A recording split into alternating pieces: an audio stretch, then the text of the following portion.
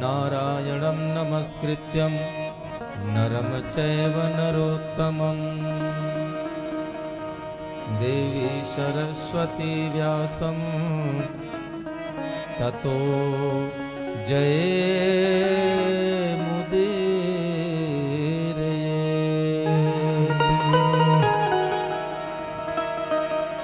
वंशी विभूषितकरा नवनीरदाभा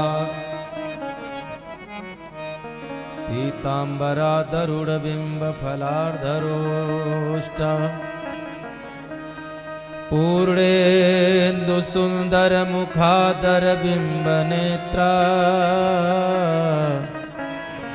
कृष्णात् परां किमपि तत्त्वमहं न जाने।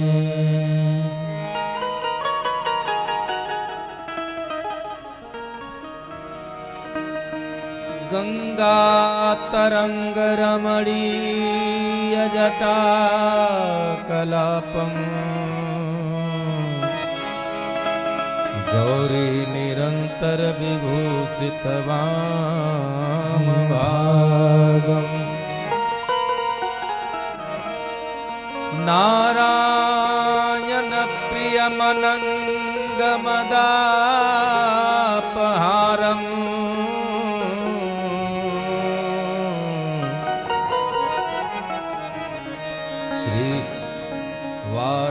वाराणसीपुरपतिं भज विश्वनाथम्।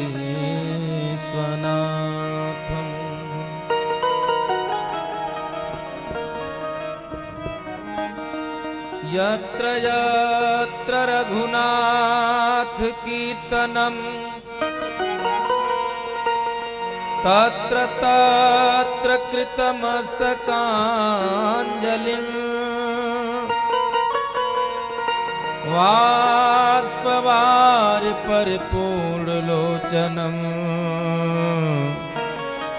मारुतिं नमत राक्षसान्तकम्।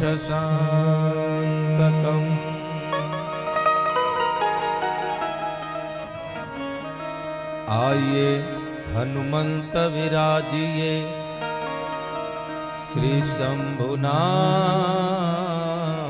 हनुमान। प्रेम सहित आसन धरो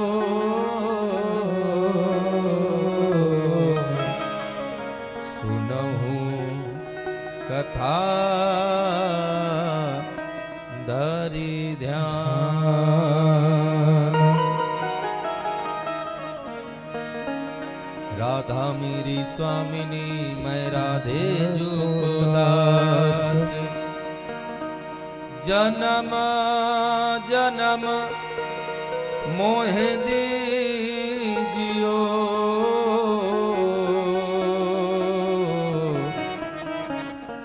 श्री वृंदावन को वास।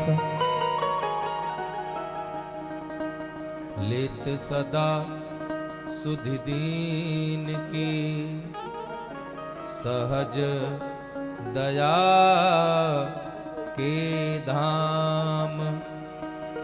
जननी जनक सुबोध के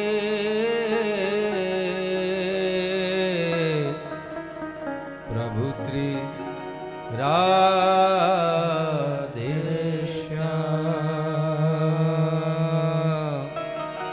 प्रभु श्री सीताराम।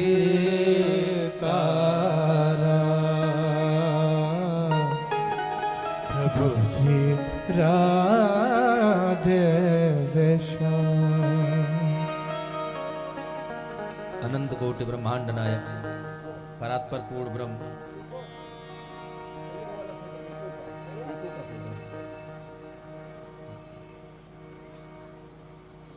परात्पर पूर्ण ब्रह्म सच्चिदानंद भगवान अचिंत गुणगण निधान सर्वेश्वर सर्वाधिपति जगदाधिपति चर अचर सकल सृष्टि के कारक पालक और संहारक स्वयं निराकार स्वरूप में होते हुए भी साकार स्वरूप लेकर इस धराधाम पर आते हैं और अपने भक्तों के कल्याण हेतु नित्य नवीन लीला दिखाने वाले ऐसे अनंत विभूषण से विभूषित हमारे नंद के नंदन जसुदा नंदन भगवत भक्त हृदय विहारिणी आप जो एवं आप श्री की प्राण वल्लभा साक्षात जगत जननी जगदम्बिका परम्बा राधिका रानी आप युगल सरकार के युगल चरणारविंद में इस प्रांगण में उपस्थित समस्त भक्तों के साथ इस दास का भी बारंबार प्रणाम साष्टांग दंडवत नमन वंदन चंदन स्वीकार हो। तदुपरांत अनंत बलवंत परम संत भगवान की रस रसिक रसमयी करुणामयी कथा के रस रसिक श्रोता हनुमंत लाल जी की अकारण करुणा के कारण यह परम सौभाग्य हम सभी भक्तों को प्राप्त हुआ और आगे भी होता रहेगा। ऐसे हनुमंत लाल जी के श्री चरणावार बिंदुओं में भी बारंबार नमन करते हुए हम सभी कथा क्रम में प्रवेश पाएंगे। उसके पूर्व 2 बार भगवान नाम संकीर्तन और बड़े भाव से सभी भक्त साथ में।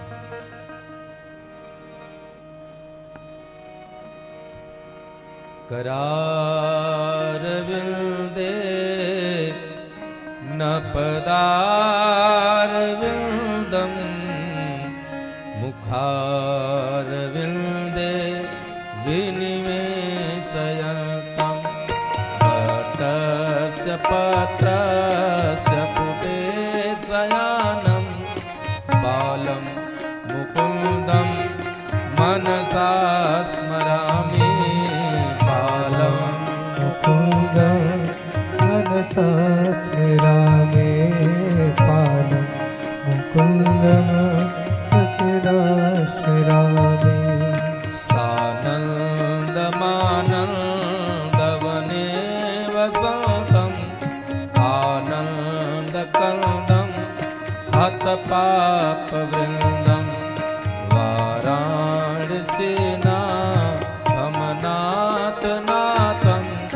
श्रीविश्वनाथं शरणं प्रपद्ये श्रीविश्वनाथ शरणं प्रपद्ये श्रीविश्वनाथं शरणं प्रपद्ये।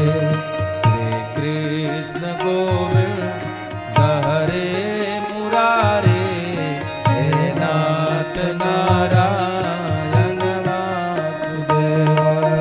श्रीकृष्ण गोविंद हरे मुरारे हे नाथ सभी लोग गाइए साथ वासुदेव हे नाथ नारायण वासुदेव हे नाथ नारायण वासुदेव हे नाथ नारायण वासुदेव हे नाथ नारायण वासुदेव। जो खिल सके ना वो फूल हम हैं प्रभु तेरे चरणों की धूल हम हैं। जो खिल सके ना वो फूल हम हैं प्रभु तेरे चरणों की धूल हम हैं। जो खिल सके ना वो फूल हम हैं प्रभु तेरे चरणों की धूल हम हैं। जो खिल सके ना वो फूल हम हैं प्रभु तेरे चरणों की धूल हम हैं। प्रभु तेरे चरणों की धूल हम हैं। प्रभु तेरे चरणों की धूल हम हैं। प्रभु तेरे चरणों की धूल हम हैं। प्रभु तेरे चरणों के धूल हम हैं, प्रभु तेरे चरणों के धूल हम हैं। श्री कृष्ण गोविंद हरे मुरारे, नाथ नारायण वासुदेव। श्री कृष्ण गोविंद हरे मुरारे, नाथ नारायण वासुदेवा। पितु मातु स्वामी सखा हमारे, हे नाथ नारायण वासुदेवा। पितु मातु स्वामी सखा हमारे, हे नाथ नारायण वासुदेवा। पितु मातु स्वामी सखा हमारे, हे नाथ नारायण वासुदेवा। पितु मातु स्वामी सखा हमारे, हे नाथ नारायण वासुदेवा। हे नाथ नारायण वासुदेवा। हे नाथ नारायण वासुदेवा। हे नाथ नारायण वासुदेवा। हे नाथ नारायण वासुदेवा।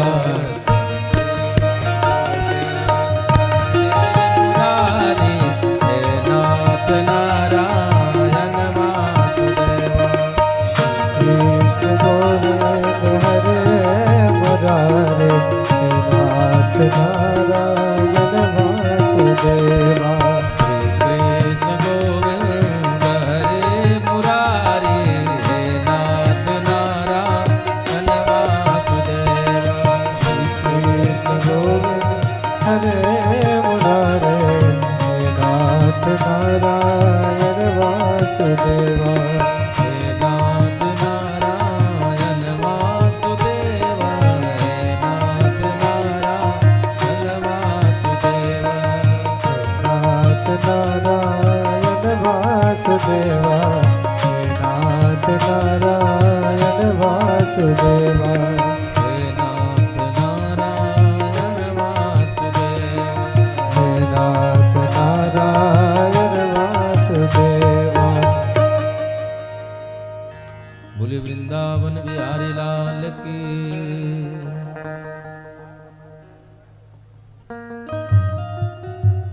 बोले राधा रानी सरकार की। ऐसे नहीं, जयकारा जब भी लगाएं तो दोनों हाथों को पूरा उठाकर बोले राधा रानी सरकार की। जय जय श्री राधे।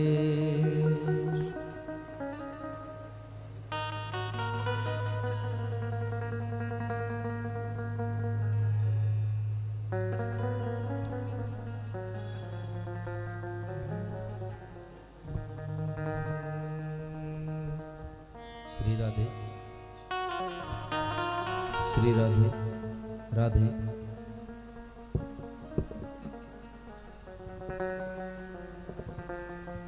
आज प्रथम दिवस की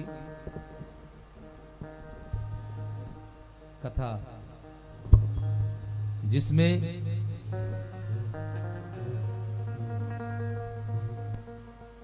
थोड़ा थोड़ा बेस कम करिए, बेस कम करो। श्री राधे, राधे श्याम, छोड़ दीजिए। इसमें से भी बेस थोड़ा सा बढ़ाइए, जो फैल रहा है।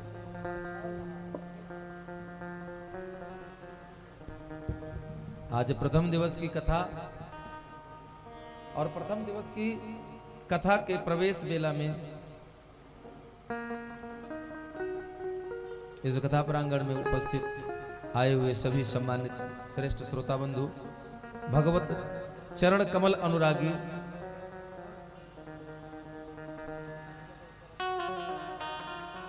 भक्त जन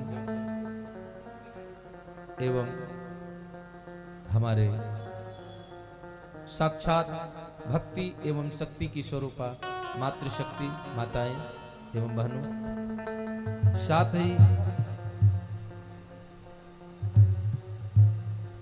बेस कम कराइए।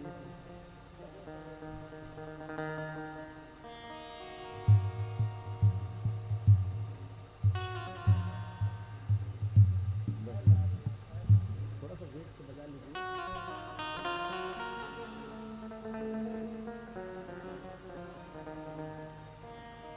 इस मंच पर आसीन हमारे सभी प्रबंधु गुणीजन,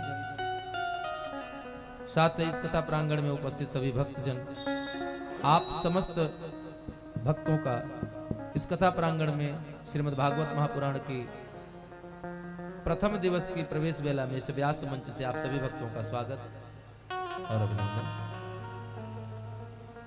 आइए हम सभी लोग भाव से, प्रेम से भगवान की इस भुवन पावनी कथा का रसास्वादन करते हैं, अपने जीवन को धन्य बनाएंगे,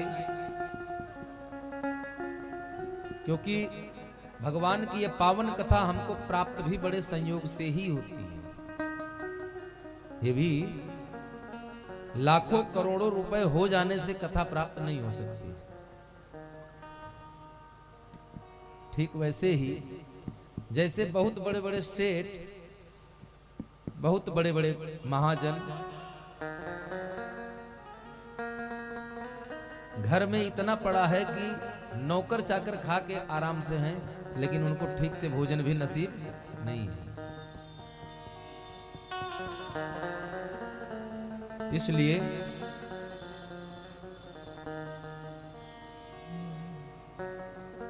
इसका केवल और केवल मात्र एक कारण होता है कि भगवान की कथा हमको क्यों प्राप्त नहीं होती है, जीवन में सत्संग कैसे और कब मिलता है।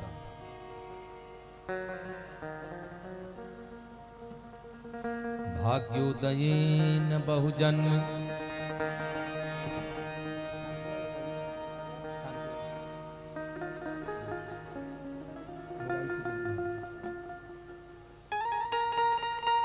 भाग्योदयेन बहुजन्म समर्जितेन सत्संगम च लभते पुरुषो यदा वै। ये सत्संग कब मिलता है? भगवान की पावन कथा हमको आपको मिलती कब है, प्राप्त कब होती है? तो विद्वत समाज कहता है, गुरुजन कहते हैं कि भैया जब भाग्योदयन बहुजन्म समर्जित है,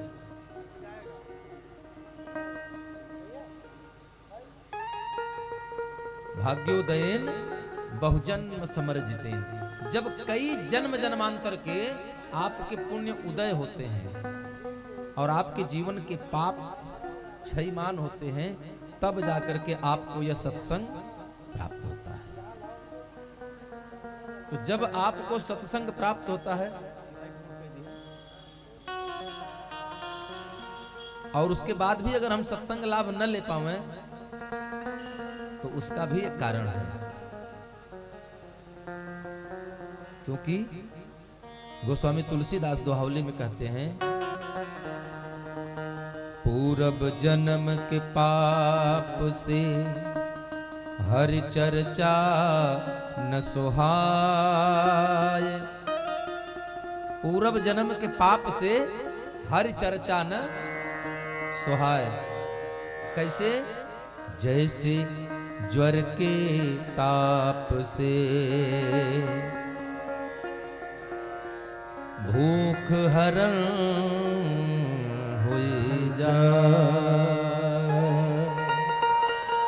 ठीक वैसे ही जैसे ज्वर के ताप से भूख हरण। आप लोगों ने देखा होगा मैया, जब किसी को बुखार आ जाता है तो उसकी सबसे पहले क्या खत्म हो जाती है? भूख। सबसे पहले भूख चली जाती है। क्यों? क्योंकि उसको बुखार आ रहा है। ये सबसे पहला लक्षण है। डॉक्टर के पास आप जाएंगे तो डॉक्टर क्या पूछता है? डॉक्टर साहब स्वास्थ्य कुछ दिन से ठीक नहीं लग रहा, भूख नहीं लग रही है। क्यों? तब तुरंत आला थर्मामीटर लगा के नापेगा, बुखार तो नहीं आ रहा है।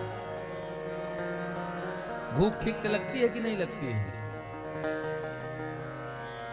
तो गोस्वामी जी वही बात कहते हैं कि जैसे ज्वर के ताप से भूख हरण हो जाए, ठीक उसी प्रकार पूर्व जन्म के पाप से हर चर्चा न सोहा। अगर हमको अवसर मिला है, सबसे बड़ी बात तो ये जान लीजिए कि हम आप न कोई संत हैं और ना ही कोई महात्मा है, फिर भी अगर परमात्मा हमको यह अवसर दे रहा है तो क्यों दे रहा है? कभी इस पर विचार किया आपने? अगर भगवान ने हमको यह अवसर प्रदान किया तो क्यों किया? क्योंकि भगवान हमेशा एक बात कहते हैं, क्या? गोस्वामी तुलसीदास रामचरितमानस में कहते हैं, निर्मल मन जन सो मोहि पावा, अमोहि कपट छल छेद्र न भावा। मोह कपट छल छिद्र न भावा। और 84 लाख योनियों में सिर्फ एक मानव योनि है जो भगवान के अत्यंत प्रिय है, जो अत्यंत निकट है। सब मम प्रिय सब मम उपजाए, और सब ते अधिक मनुज मोहि भाए। सबसे अधिक प्रिय अगर मुझे कोई है तो एकमात्र प्राणी है वो मानव।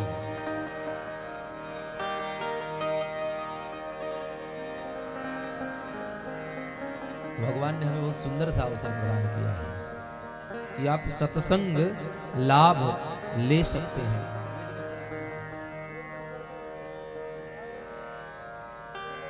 और अगर इतने के बाद भी नवीन भैया, अगर इतने के बाद भी हम मानव योनि में रह करके भी अगर भजन ना करें तो फिर इस जीवन का कोई महत्व नहीं है।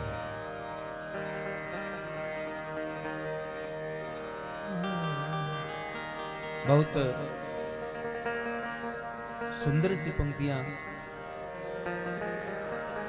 किसी संत ने गाई हैं। जीवन खत्म हुआ तो, जब जीवन खत्म हुआ तो, जीने का ढंग आया। जीवन खत्म हुआ तो जीने का ढंग आया। जीवन खत्म हुआ तो जीने का ढंग आया। जीवन खत्म हुआ तो जीने का ढंग आया।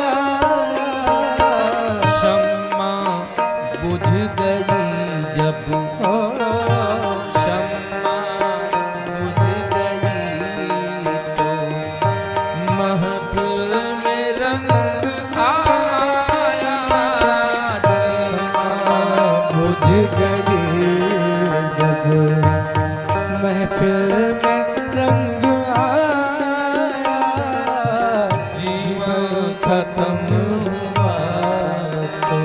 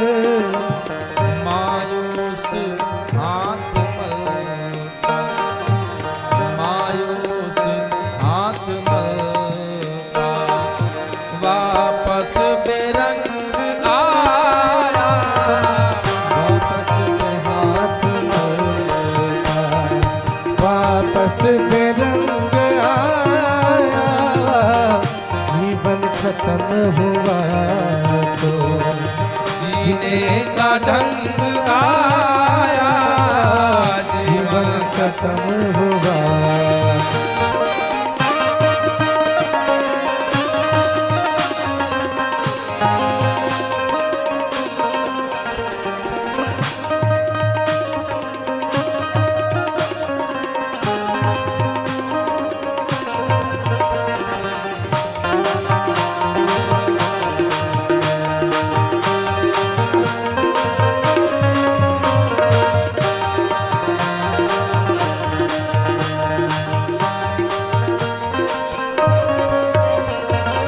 मन की मशीनरी ने तब ठीक चलना सीखा,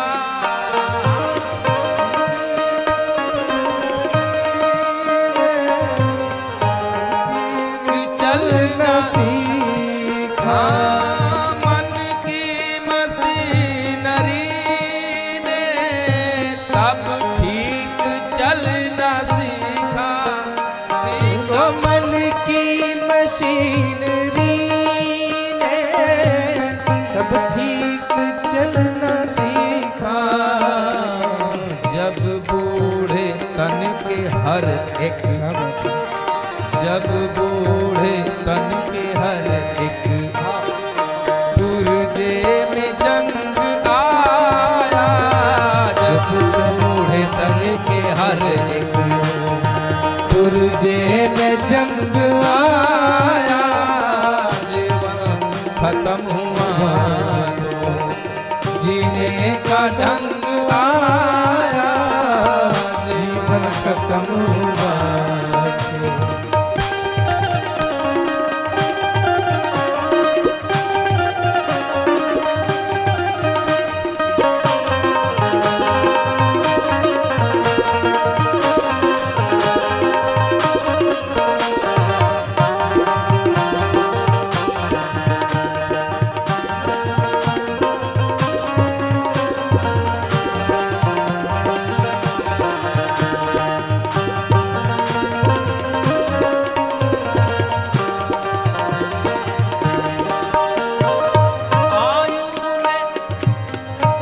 जब जीवन में समय था तब हमने भजन नहीं किया, अब पछताए हो तो क्या जब चिड़िया चुग गई फिर।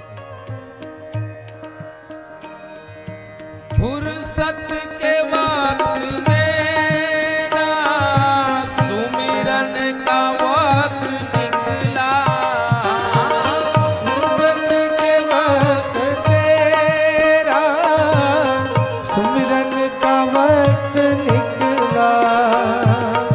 फुर्सत के वक्त में ना सुमिरन का वक्त निकला, निकला फुर्सत के बाद तेरा सुमिरन का वक्त निकला।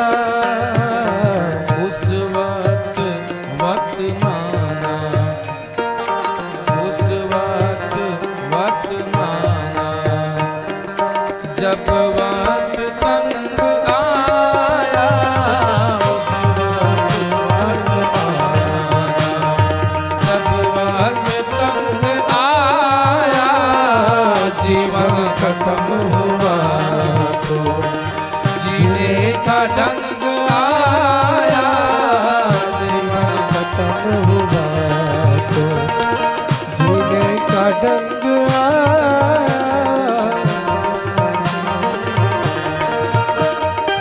जीवन खत्म हुआ तो जीने का ढंग आया, जीवन खत्म हुआ तो जीने का ढंग आया। शम्मा बुझ गई तो, जब शम्मा बुझ गई तो महफिल में रंग आया, जीवन खत्म हुआ तो जीने का ढंग आया। जीवन खत्म हुआ तो जीने का ढंग आया, जीवन खत्म हुआ तो जीवन खत्म हुआ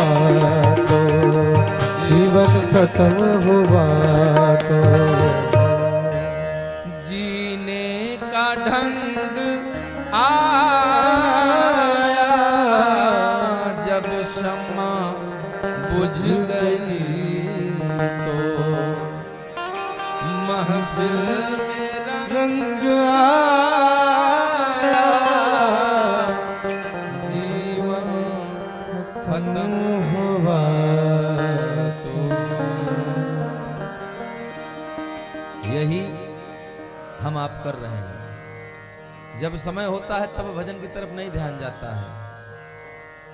एक 80 साल के दादाजी या दादी जी अगर चाहें कि हम वैष्णो देवी की चढ़ाई कर लें तो संभव है? नहीं है। तो कब करना चाहिए? जब हाथ पैर आंख कान नाक सब दुरुस्त रहे, जब सब अपना अपना काम पूरी तरह से करें, तब ही करना चाहिए। और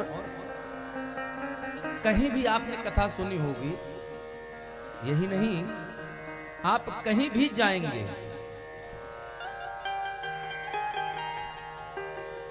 किसी भी बड़े से बड़े तीर्थ में चले जाइए, किसी भी पुराण की कथा आप श्रवण करिए। आप जब कथा श्रवण करने जाएंगे तो जिस दिन कथा का आरंभ प्रारंभ शुभारंभ होता है तो उस दिन प्रथम दिवस केवल एक काम होता है और होता है मंगलाचरण। मंगलाचरण, उसके बाद महात्मा की कथा होती है। आपने सुना भी होगा, तमाम कथाएं आप जीवन में सुने होंगे। प्रथम दिवस महात्मा की कथा। तो सबसे बड़ी बात तो यह है कि महात्मा की कथा ही क्यों सुनाई जाती है। मान लीजिए कि आप भागवत सुनने आए हैं, आप राम कथा सुनने आए हैं, तो आपको महात्मा की कथा क्यों सुनाई जाए? ये बाहर की कथा आपको क्यों सुनाई जाए या क्यों सुनाई जाती है भक्तों को? क्या 18,000 श्लोक की श्रीमद् भागवत महापुराण की कथा कम पड़ती है जो बाहर से कथा आपको सुनाई जाती है? तो कुछ तो उसका कारण होगा। उसमें कोई एक कारण होगा जिसके लिए आपको प्रथम दिवस मंगलाचरण के बाद महात्मा की कथा सुनाई जाती है। अच्छा, मान लीजिए आप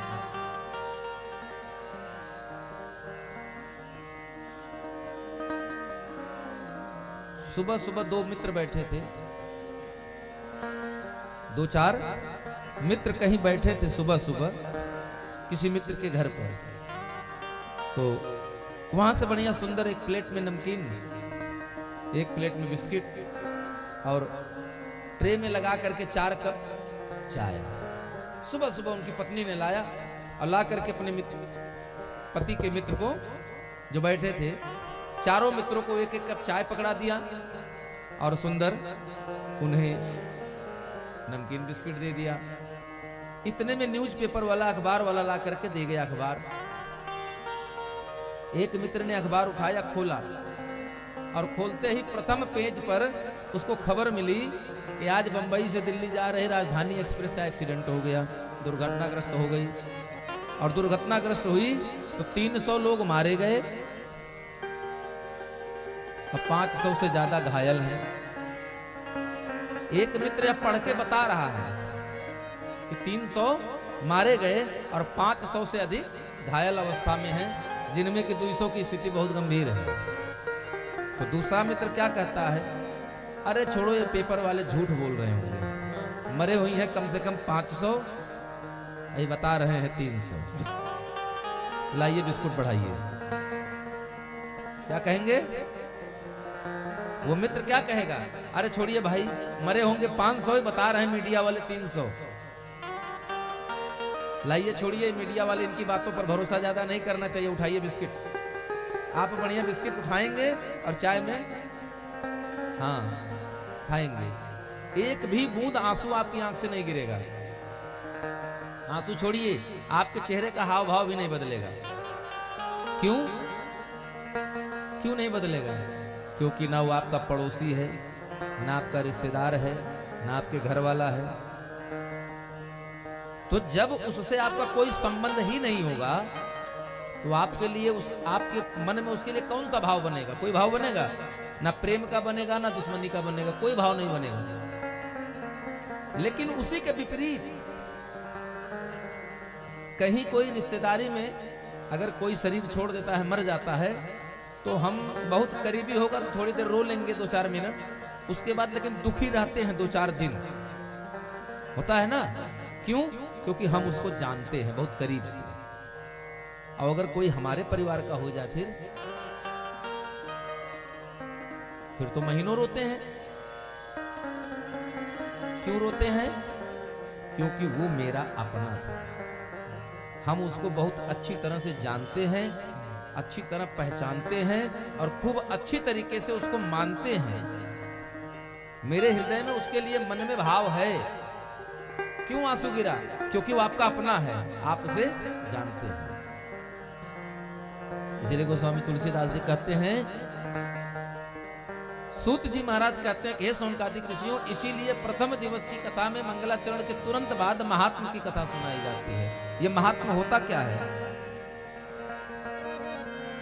जैसे आपने सुना होगा एकादशी के महात्मा की किताब आती है, आता है ना, इस व्रत के महात्मा की कथा। तो महात्मा का मतलब होता है उस व्रत के बारे में जानना। महात्मा मतलब उसके बारे में जानना, किसी के बारे में। जैसे वो तो कोई आया तो आप परिचय कराते, कहें भैया कौन? आपने कहा ये इनका नाम फलाना है। अरे बहुत डॉक्टर हैं और बहुत अच्छे डॉक्टर हैं। तो आपने क्या किया? उनके बारे में तो बताया, लेकिन साथ में आपने उनके महात्मा को भी बताया। क्या करते हैं? डॉक्टर हैं, सर्जन हैं और बहुत कुशल सर्जन है। अब तक इनकी 100 से ज्यादा सफल सर्जरी हो चुकी है। तो ये महात्मा की कथा इसीलिए सुनाई जाती है। और गोस्वामी तुलसीदास कहते हैं वो सुंदर सी बात, जाने बिनु ना होई परतीति, जाने बिनु ना होई परतीति, जाने बिनु ना होई परतीति, जाने बिनु ना होई परतीति, बिनु परतीति होया नाही प्रीति, बिनु परतीत होहि नहीं प्रीति। तो जानेगा कौन? जब जानेंगे तब उसके मन, आप उसको पहचानने लगेंगे, आपके मन में उसके प्रति श्रद्धा बनेगी। और जब श्रद्धा होगी तो एक समय ऐसा आएगा आपके मन में उसके लिए भाव बनेगा। तो जानता कौन है? परमात्मा को जानता कौन है? सोई जानई जही तेई जनाई, सोई जानै जे देई जनाई, जाना त तुमई तुमई होई जाई, जानत तुमहि तुमहि होई जाई। श्री राम जय राम जय जय राम, श्री राम जय राम जय जय राम, श्री राम जय राम जय जय राम, श्री राम जय राम जय जय राम। से जानई जेहि दे जनाए, और जानत तुम तुम्हें हो जाए। जो जान लेता है वो परमात्मा का हो जाता है। फिर होना क्या है? और ये आज हम आप इस आयोजन को कर करे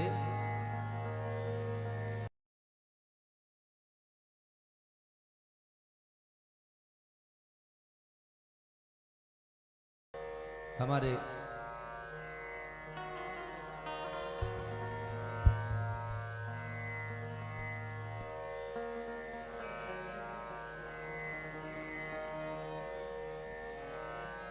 नवीन भैया और उनके परिवार, उनकी माताजी द्वारा निमित्त बना करके पूज्यपाद श्री ठाकुर जी ने यह परम अवसर हम सभी भक्तों को प्रदान किया है। इसका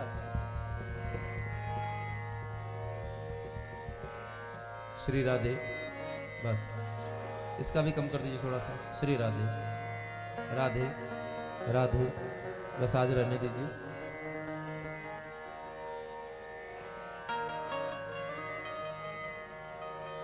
जिस श्रीमद् भागवत महापुराण की कथा का ज्ञान यज्ञ का आयोजन आपने किया है, तो उसके बारे में जानना भी आवश्यक है।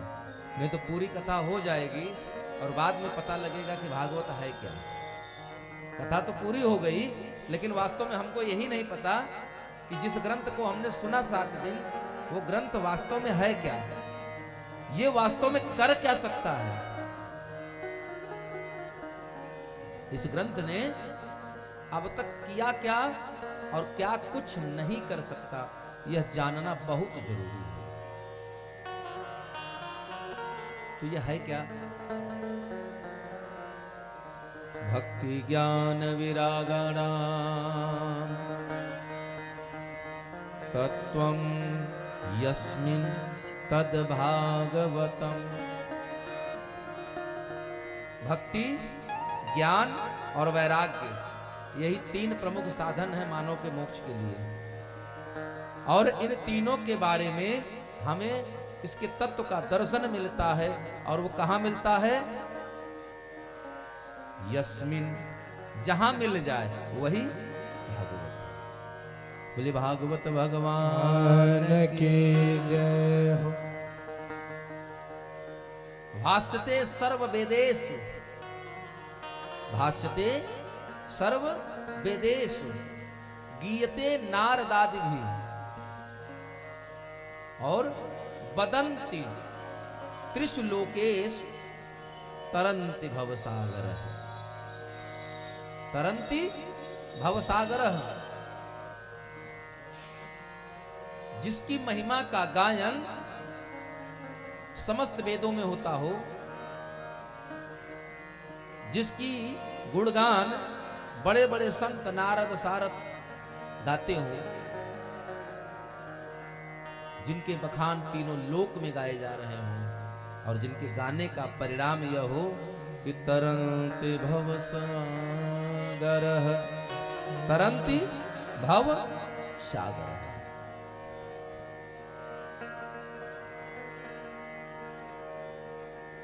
भव सागर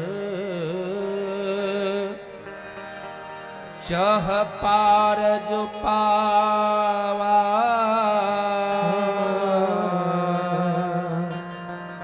तब राम कथा ता कहाँ दृढ़ नावा।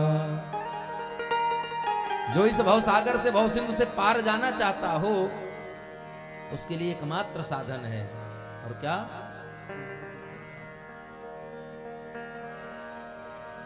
हमरे तो आधार है श्री श्याम के चरणार बिंद। भगवान के नाम का गायन, उनकी कथाओं का श्रवण, यही हमको भवसागर से पार ले जा सकता है। और ये कहां मिलेगा? ये हमको मिलेगा श्रीमद् भागवत महापुराण। तरंति भवसागर, ये भवसागर से पार ले जाती है। रामचरितमानस में कहते हैं, पाई न के ही गति पतित पावन, राम भज 67। ऐसा कोई नहीं रहा जिसने अपने अंग से राम नाम लगा लिया हो और वो गति उसकी न हो गई हो। लिखा था नाम नाम सो पत्थर भीतर गए, और ना लिया जो नाम जीते जी जय हो। मर गए। मानव जीवन की सार्थकता तब है। आपने दो बात जानी भागवत के बारे में, क्या कि भक्ति ज्ञान विरागाणाम, जिसमें ज्ञान भक्ति और वैराग्य का जो दर्शन करा दे, बोध करा दे, वो क्या है? वही श्रीमद् भागवत महापुराण है। और दूसरा कि भासते सर्व वेदेषु, चारों वेद जिसकी महिमा का गान करता हो। गीयते नारदादि भी, नारद सारद बड़े बड़े संत महात्मा इसका गुणगान करते हो, और तीनों लोकों में गाया जाने वाला, और जिसका परिणाम ये होता है कि जीव सहज ही भव सागर से पार हो जाता है। तरंति भव सागर, जिस ग्रंथ के गाने से भव सागर पार हो जाए, वही श्रीमद् भागवत महापुराण की कथा। बोले राधे राधे राधे। पुराण के 5 लक्षण होते हैं। सर्गस्य प्रतिसर्गस्य वंशो मंतराणि च, वंशाय चरितं चैव पुराणं पंचलक्षण। पुराण के 5 लक्षण हैं।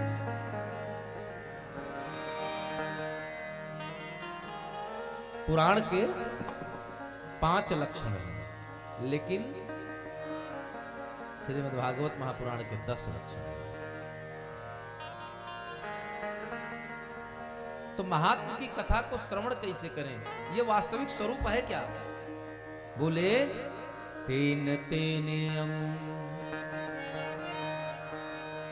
वांगमये मूर्ति प्रत्यक्ष वही कृष्ण।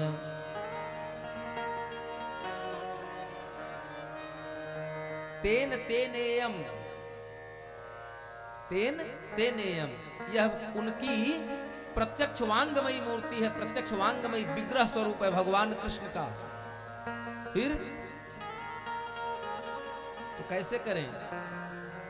और बोले भगवतः प्रोक्तम, भागवतम, ये भगवान की सहज वाणी है, ये भागवत है। और इतने नहीं कहा, भगवत्या श्री राधाया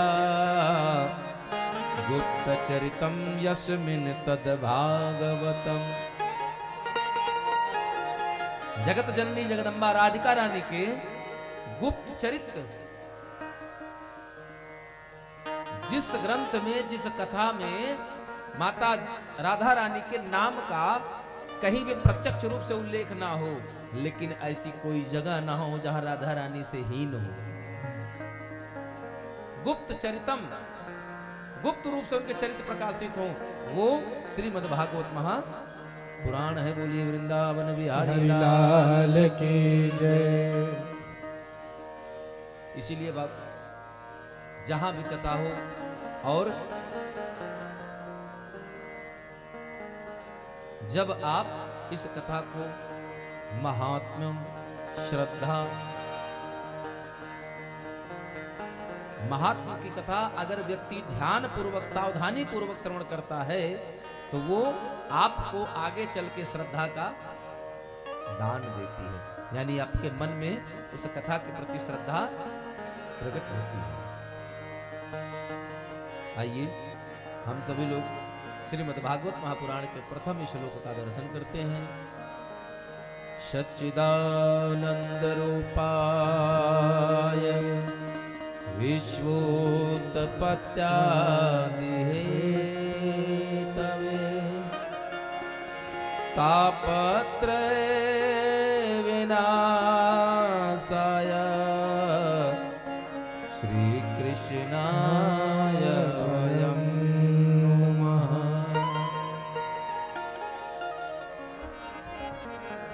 बोले श्री कृष्णाय वयं नमः। तो ये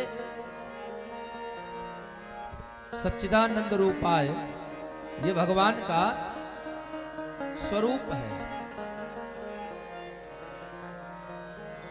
और भगवान के स्वरूप में 3 तत्व हैं।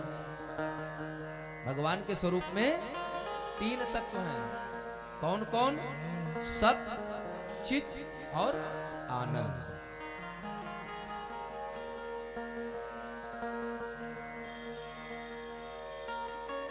सत कहिए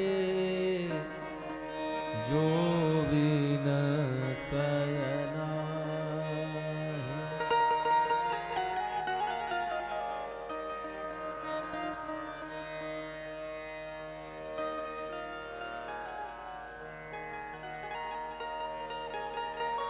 सत कहिए जो विनसय नाही।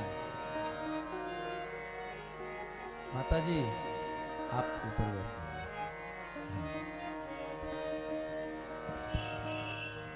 सत कहिए जो विनसत नाही, सत कहिए जो विनसत नाही, सत कहिए जो विनसत नाही, चित चयतन सकल घाट माही, चित चयतन सकल घट माही, आनंद घट घट करई आनंद, आनंद घट घट पर गीत नादा, आनंद घट घट करई आनंद, आनंद घट घट करी नादा, कहु नाम सच्चिदानंद, कहु नाम सच्चिदानंद, कहु नाम सच्चिदानंद, कहु नाम सच्चिदानंद। सत कहिए जो विनसय नाही। इस धरती पर, इस जीवन में, इस सृष्टि में सत्य कौन सी चीज है? सत्य कौन सी वस्तु है? तो सत्य केवल एक है। और क्या है? जिसका कभी विनाश नहीं, जिसका कभी विनाश ना हो वही सत्य है। और जिसका विनाश हो सकता है वो कभी सत्य हो ही नहीं सकता। कैसे?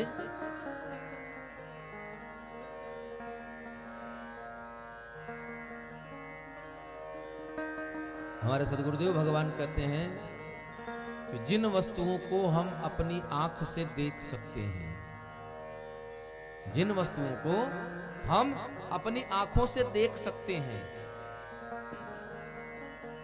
हाथों से छू सकते हैं,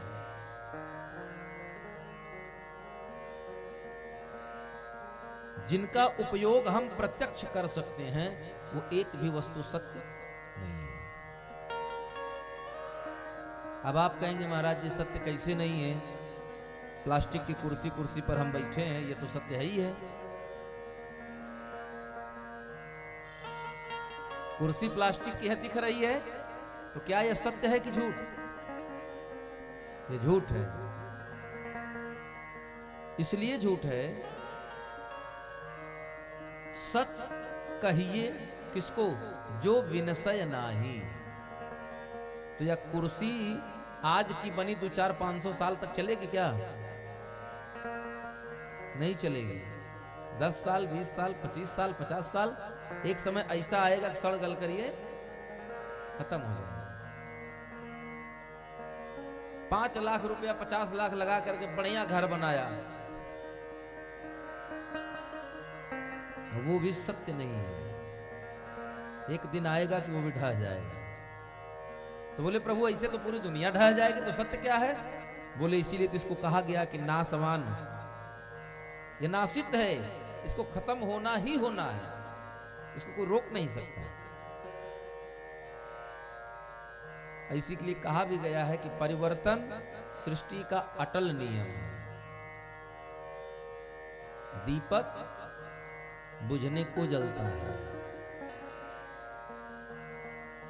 दीपक बुझने को जलता है, मरण सदा जीवन की गोदी में पलता है।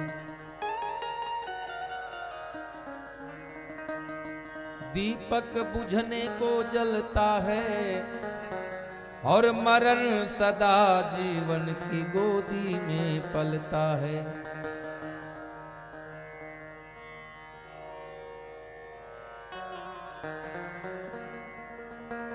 रुका नहीं, रुका नहीं कभी सतमार्ग पर चलने वाला, रुका तभी पूर्ण सत काम निभाने वाला। सोचा समीर ने इसे बुझा दूं, पर बुझा नहीं जलने वाला। सोचा समीर ने इसे बुझा दूं, पर बुझा नहीं जलने वाला। अंधकार को कर प्रकाश में, बुझ गया जलने वाला। अंधकार को कर प्रकाश में, बुझ गया जलने वाला। इसलिए परिवर्तन सृष्टि का अटल नियम।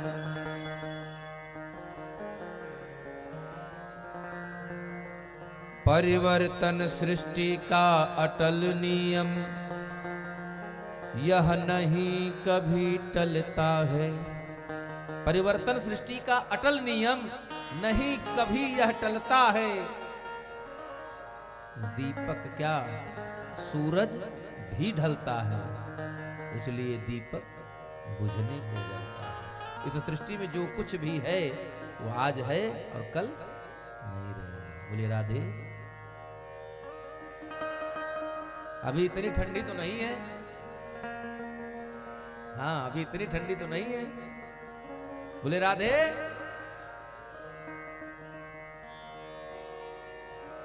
परमात्मा के नाम के 3 तत्व हैं, सत्य, चित्त और आनंद। 3 तत्व हैं। और हमारे जीवन में तकलीफ कितने, हमारे जीवन में दुख कितने हैं? दैहिक, दैविक और भौतिक, तापा, ये 3 दुख हैं।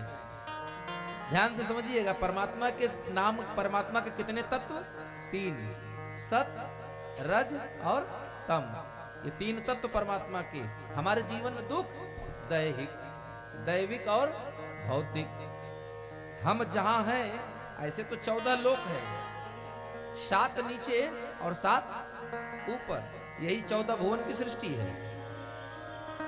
लेकिन प्रमुखतः 3 को माना जाता है, जैसे स्वर्ग, मृत्युलोक और पाताल। तो लोक कितने?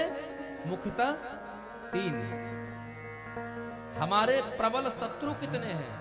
हर जीव के दुश्मन कितने? बोले नाथ 3 यति प्रबल खल, काम क्रोध अरु मोह। बोले शत्रु कितने? बोले 3। तो बोले इनका विनाश कहां होगा? हमारा जीवन कैसे है? हमारा जीवन बीत रहा है तो किसके प्रभाव से बीत रहा है? अर्थात यह कह सकते हैं कि हम किसके बंधन में जी रहे हैं? अभाव, बहुत ध्यान से समझिएगा, अभाव, उसके बाद प्रभाव और तब जाकर स्वभाव। ये तीन बात, इनके अंतर्गत हमारा जीवन है, इन्हीं के अंतर्गत है ही है। जैसे कोई गरीब आदमी के सामने अगर जज साहब आकर खड़े हो जाएं, तो थोड़े दिन एक दो बार आएंगे, तो वो जब कुछ दिन तक रहता है तो अभाव बस उनके सामने झुकता है। क्यों? क्योंकि भाई वो डीएम साहब हैं, जिले के मालिक, हम अपने घर के मालिक हैं, तो हमसे तो बहुत बड़ी पदवी है, तो उनके सामने झुकता है। लेकिन थोड़े दिन बाद हम उनसे छोटे हैं, इस अभाव में झुकता है। दूसरा कारण, यह डीएम साहब हैं, जिले के मालिक, इस प्रभाव से झुकता है, और कुछ दिन बाद वो स्वभाव बन जाता है।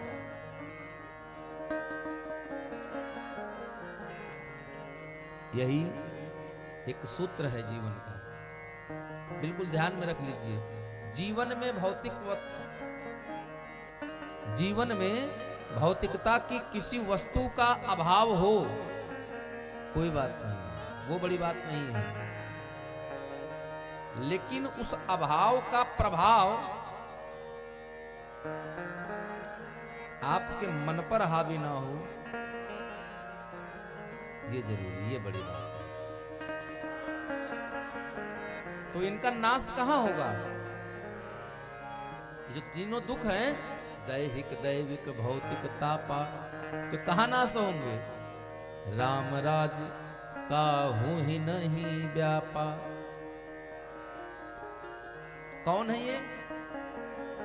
तापत्रय विनाशाय। तीनों ताप का विनाश कर सकते हैं कौन? जिनके अंदर तीनों गुण समाहित हों। और ये जो तीनों ताप हैं, दैहिक, दैविक, भौतिक, ये कहीं और से नहीं आते, ये तीनों से ही आते हैं, सत, रज और तम। तो इनका विनाश भी उन्हीं के साथ होगा। बोले विश्वोत्पत्त्यादि हेतवे। तो विश्व की उत्पत्ति कैसे होती है? विश्व की उत्पत्ति कैसे होती है? यहां श्रीमद् भागवत महापुराण में पूज्यपाद व्यास जी ने कहीं भी श्री राधा नाम नहीं दिया है, पूरी भागवत में। श्रीमद् भागवत महापुराण के 18,000 श्लोक में प्रत्यक्ष रूप में कहीं भी राधा नाम नहीं आया है।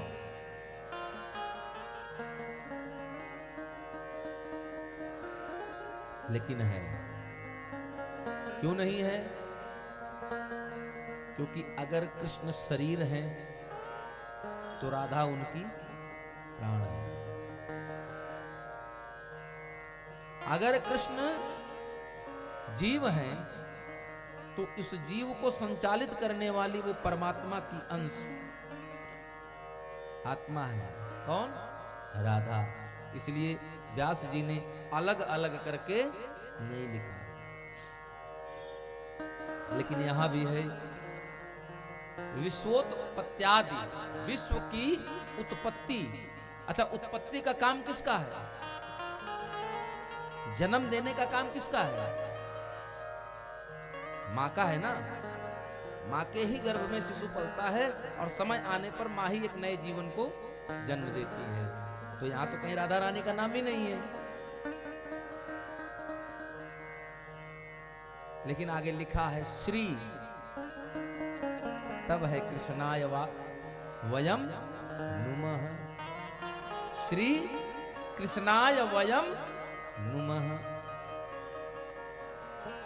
तो श्री कौन है? स्पष्ट कर देते हैं आपको।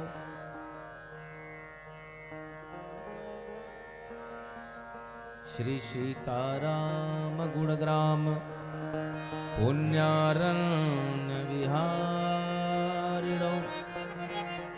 श्री सीता राम गुण ग्राम पुण्यारण्य, माने पुण्य ऐसे पुनीत वन में विहार विचरण कर रहे हैं। कौन सा?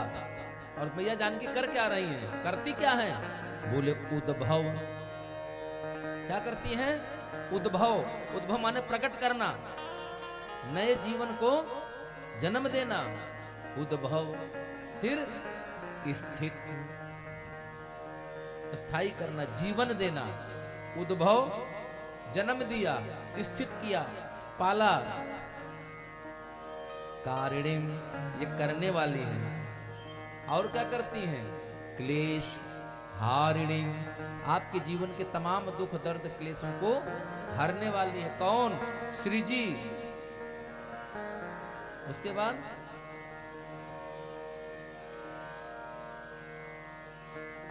सर्वश्रेयस करीम न तो हम राम बल्लभा।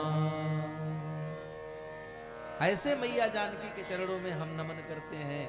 वही बात यहां लिखा, सच्चिदानंद सतचित आनंद। ऐसे करोड़ों अनंत विभूषण से विभूषित हमारे श्री ठाकुर जी महाराज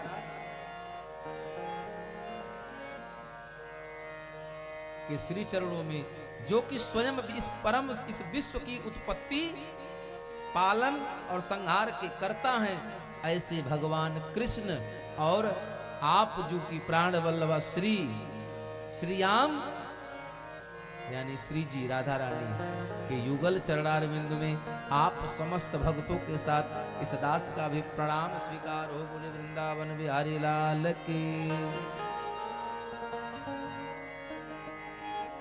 हम लोग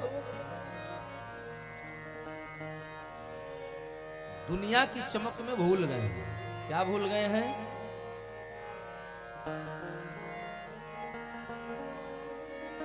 कि जिस परमात्मा को हम बाहर ढूंढते हैं वो बाहर नहीं मिलता, कहीं नहीं मिलता। जिस भगवान को हम बाहर ढूंढने जाते हैं वास्तव में बाहर मिलता नहीं है, कहीं कहीं नहीं मिलता, किसी बाजार में नहीं मिलता है।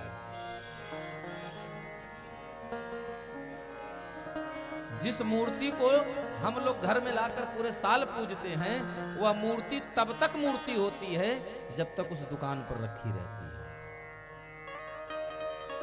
वो मिट्टी की मूर्त तब तक क्या होती है? मूर्त ही होती है। वो भगवान कब होती है? जब हम घर लाते हैं, उनकी पूजा कर देते हैं। जब हम पूजा प्रारंभ कर लेते हैं तब जाकर के यह भगवान हो जाती है। लड्डू तब प्रसाद बनता है, कब? जब भगवान को चढ़ जाता है, तभी वो प्रसाद होता है।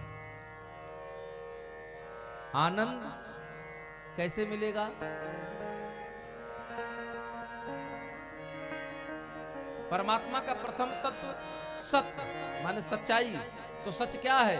क्षिति जल पावक गगन समीरा अपंच रचिताय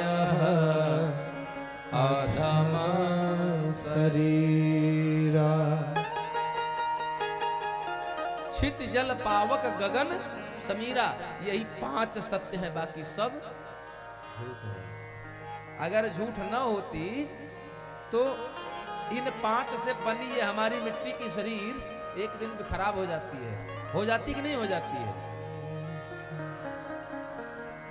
ये मिट्टी की शरीर, ये मिट्टी की शरीर 5 तत्व से बनी है ना। क्षित माने आसमान, जल,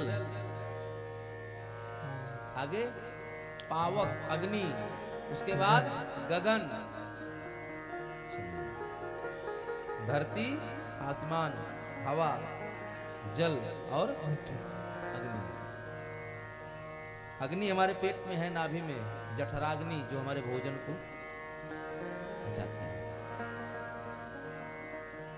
तो ये 5 तत्व से बनी यह शरीर अधम है, जबकि यही 5 तत्व सत्य हैं। फिर बोले वो अधम थी नहीं। भूमि गिरत भा, ये अधम नहीं थी। इस शरीर में रहने वाला जीव अधम नहीं था, और ना वो आज है। फिर हुआ क्या? जीव तो आसमान से सही सही आया था। भूमि परत बा डाबर पानी, जिमि जीवहि माँ याल पटानी।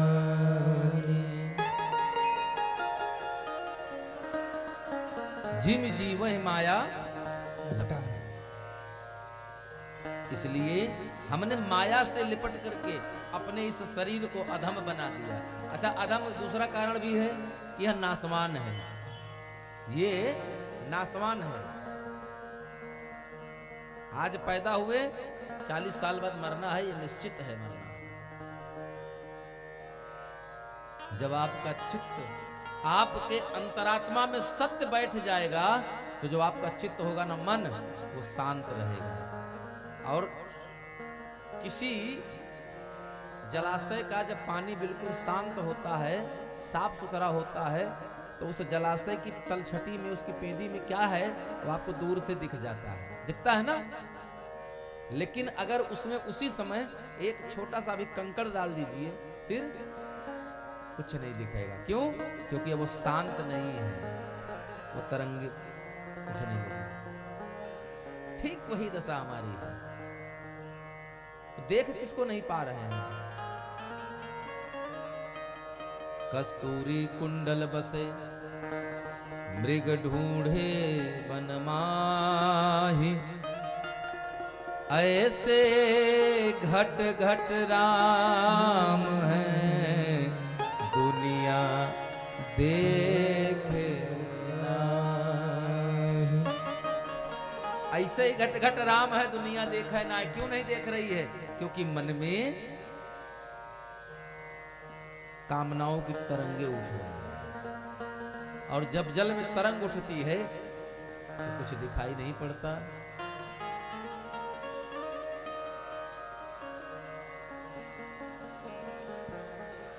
आनंद आएगा कहां से?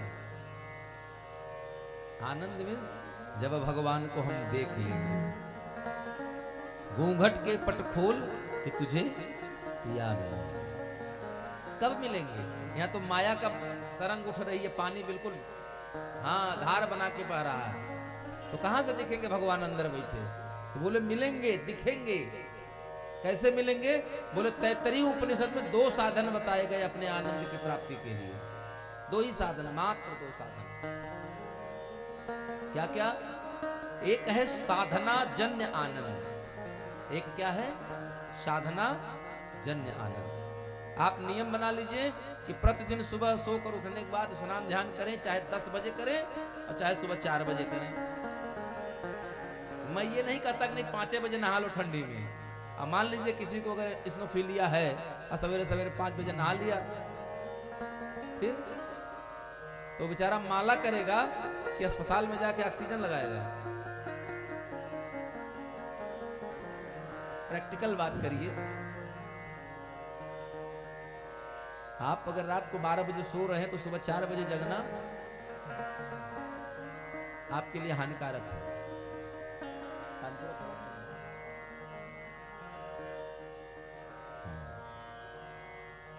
फिर मैं तो कहता हूं कि अगर आप सवेरे 8 बजे सोकर उठ रहे हैं, वैसे तो ब्रह्म मुहूर्त में जगना बहुत अच्छी बात है।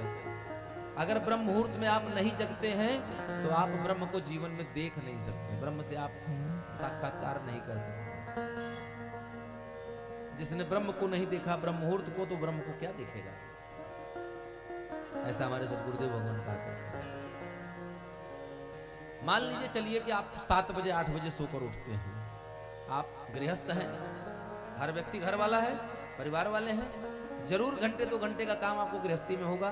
आप अपना सारा काम संपन्न कर लीजिए, 10 बजे नहाइए, लेकिन नियम बना लीजिए कि 10 बजे नहाने के बाद 2 घंटा हमको इस माले पर देना है। 2 घंटा इस माले को देना है, नियमित देना है, और आप साधना शुरू कर दीजिए। करना क्या है? बहुत कम शब्द में समझिए। आप कल से नहीं, हम तो कहते हैं आज से यह संकल्प ले लीजिए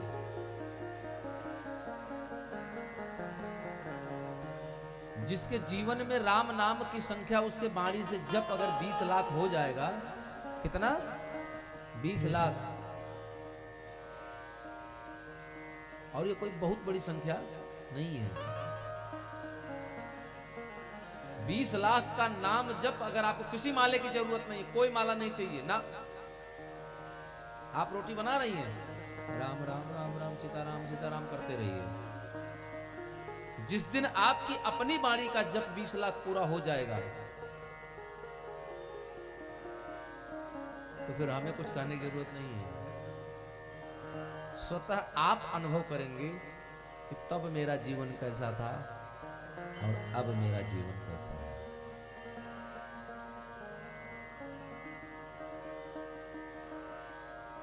अगर समय है तो माला लेकर करिए, और समय नहीं है, आप सीधी सीधी बात समझिए। मैं आपको गिनती बता देता हूं। अगर आप हर सांस पर गिनेंगे भगवान का नाम, तो लगभग कितना गिन लेंगे? ये तो पूरे जीवन की गणना है कि लगभग 20 लाख। आपके वाणी अगर लगातार अनवरत जप हो रहा है, 5 लाख की संख्या पूरी होने के बाद आपकी वाणी प्रभावी हो जाएगी, आपकी बात प्रभावी हो जाएगी। दूसरा, आपके चेहरे का तेज निखर जाएगा बिना कुछ किए। फिर किसी फेशियल और किसी ब्यूटी पार्लर की जरूरत नहीं है। अपने आप आपका चेहरा निखर जाएगा। आपके मस्तक से अपने आप आभा निकलने लगेगी। तीसरी, किसी भी परिस्थिति में रहेंगे लेकिन आप कभी निराश नहीं होंगे। निराशा आपसे कोसों दूर होगी। अब आप कहेंगे महाराज 5 लाख जप कैसे करेंगे हम? आप 24 घंटे में लगभग 27,600 सांस खर्चा करते हैं। 24 घंटे में, ध्यान से सुन लीजिए भैया, 10 मिनट और समय दीजिए। आज प्रथम दिवस है, उसके बाद आरती। कल से 3:30 बजे कथा प्रारंभ होगी।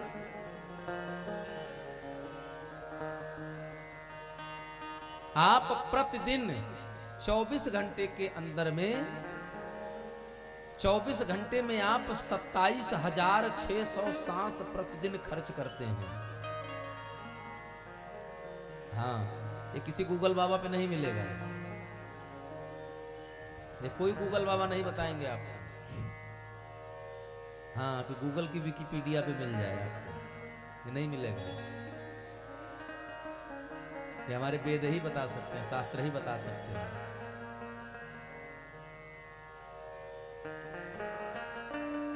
आपको भगवान ने लगभग 27 लाख कुछ हजार सांस देकर भेजा है। 27 लाख कुछ हजार सांस आपको नहीं, हमको नहीं, इस कलयुग में मानव को प्रदत्त है। अब निर्भर करता है कि हमारे कर्म कैसे हैं। अभी कोई 5 साल का बालक मर जाए और कल आप आके हमसे पूछ दो महाराज वो तो 5 साल का था मर गया, तो आयु कहां गई उसकी सांस? तो सांस का लेखा जोखा जहां चल रहा है वहां चल रहा है, चल रही है। कर्म के हिसाब से आपकी आयु का निर्धारण होता है। तो जितनी आयु मिलेगी तो सांस भी तो उतना ही मिलेगा ना। आप सोचे हैं कि जाएंगे हम कानपुर तक और डीए बना ले दिल्ली तक, तो नहीं बनेगा। कहां तक बनेगा? जहां तक ट्रेन का टिकट होगा, उतने किराया सरकार देगी आपको। तो ये प्रथम आनंद जो साधना जन्य आनंद है, किसी को दिखाई नहीं पड़ता, लेकिन इसमें साधन है, आनंद की प्राप्ति का साधन है। क्या? ये तुलसी की माला। आपकी साधना, आप बैठेंगे 2 घंटा समय देंगे तब ना। और एक होता है स्वयं सिद्ध आनंद, कहीं बैठने की जरूरत नहीं है, कहीं माला उठाने की जरूरत नहीं है, तो फिर कैसे करेंगे? केवट ने कब वेद पढ़े, शबरी गए कब पाठशाला।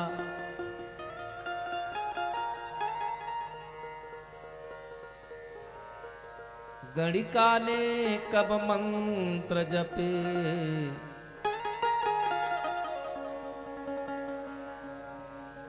भाई सबरी ने केवट कौन सा वेद पढ़ा था? नहीं पढ़े थे उसने।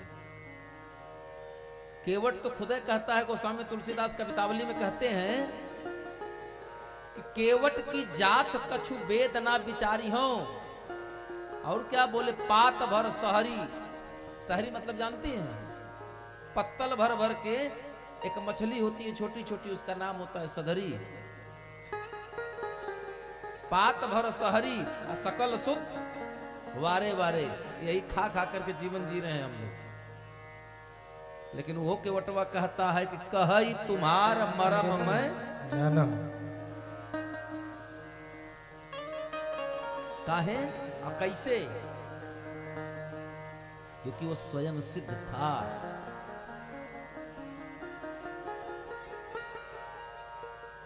मैं तो यही कहता हूं कि वो सिद्ध था, किसी साधन की आवश्यकता नहीं। आप अपनी हर सांस पर भगवान को बिठा लीजिए बस। और जब सत्य का संग होगा तो चित्त स्थिर होगा, और जब चित्त स्थिर होगा तो आनंद तो स्वतः ही छलक जाएगा। क्यों? जो आनंद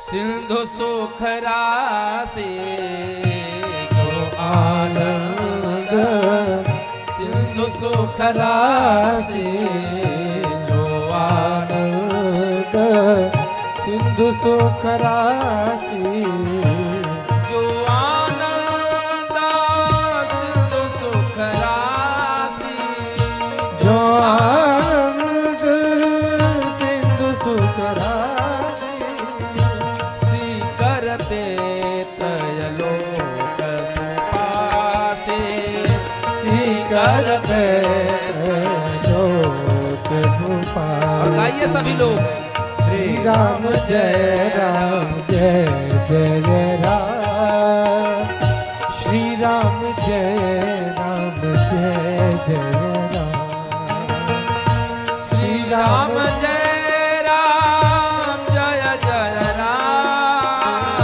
श्री राम जय राम जय जय राम, राधे श्याम बोलो राधे श्याम, राधे श्याम बोलो राधे श्याम, राधे श्याम बोलो राधे श्याम, राधे श्याम बोलो राधे श्याम, राधे श्याम बोलो राधे श्याम, राधे श्याम बोलो राधे श्याम, राधे श्याम बोलो राधे श्याम, राधे श्याम बोलो राधे श्याम, राधे श्याम बोलो राधे श्याम, राधे श्याम बोलो राधे श्याम, श्री राम जय राम,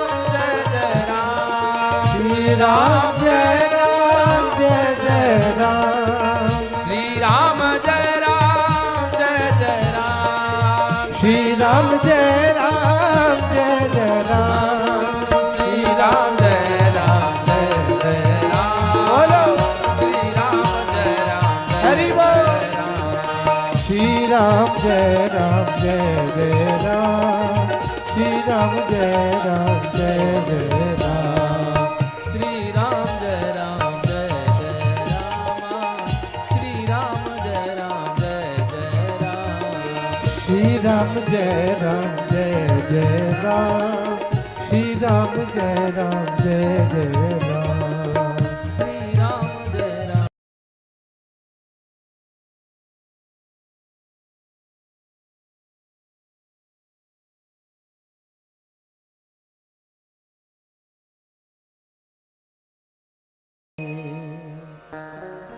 यहाँ एक बात बताई है, और क्या बताया? बोले श्रोता कितने प्रकार के होते हैं, श्रोता कैसे होते हैं? हाँ, बोले श्रोता 3 तरह के होते हैं। कौन कौन? बोले प्रथम श्रोता जो कथा में आते ही सो जाए, घर से यहां तक भोजन लेके आए और कथा में बैठे, बढ़िया कुर्सी मिल गई, साल ओलोड़ के आए हैं, एक हाथ यहाँ गाल पे लगा लिया और बैठ गए। थोड़ी देर बीती नहीं, सो गए।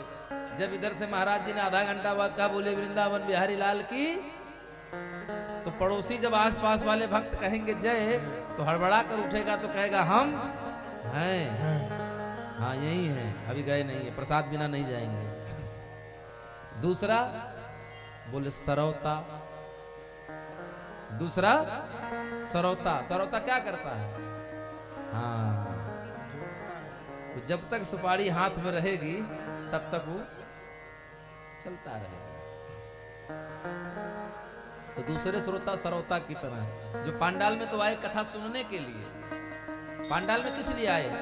कथा सुनने के लिए, लेकिन अपना सुन नहीं रहे, पड़ोस वाले को सुनने दे रहे हैं, बल्कि अपनी व्यथा सुना रहे हैं। सुनने आए थे कथा और लग गए सुनाने व्यथा अपनी। आए तो थे भगवान की कथा सुनने, आए थे राम कथा सुनने और सुनाने लगे काम कथा। आज घर में ऐसे हुआ, आज बिटिया ने ऐसे किया, आज बहुरिया चाय नहीं दी, दूसरे काम में उलझ गए। और तीसरा श्रोता, भगवत गीता में विदुर जी को श्रोता बताया गया है, अर्जुन को बताया गया है।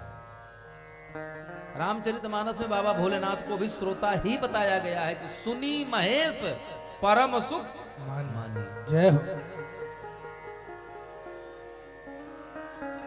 दूसरा गरुड़ जी का घुसुंडी जी कथा सुना रहे हैं। भारद्वाज जी के लिए श्रोता शब्द आया है। यद्यपि हमको पूरी कथा रटी रटाई हो,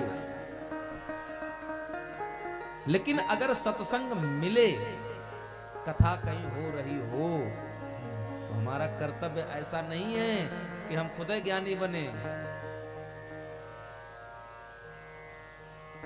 वहां आप सुनने गए हैं,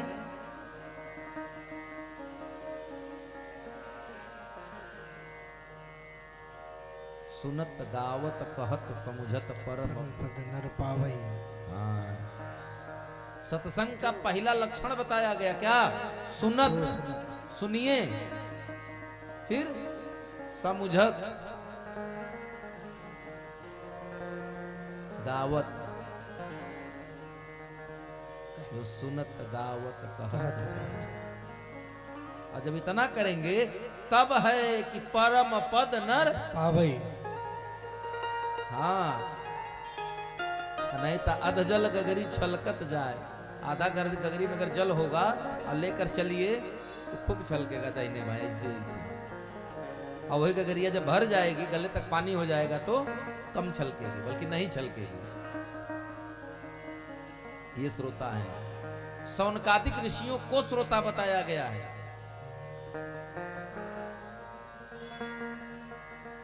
तो श्रोता को कथा कैसे सुनना चाहिए? भगवत गीता का एक बहुत छोटा सा दृष्टांत है, आपको सुनाते हैं। महाभारत के युद्ध में जब धृतराष्ट्र पुत्र अर्जुन को मोह हो गया और उन्होंने गांडीव धनुष धर दिया। क्यों धर दिया? ये हमारे काका हैं, ये मामा है, ये मौसा हैं, ये चाचा हैं, ये भाई हैं, दादा पितामह, ये गुरु।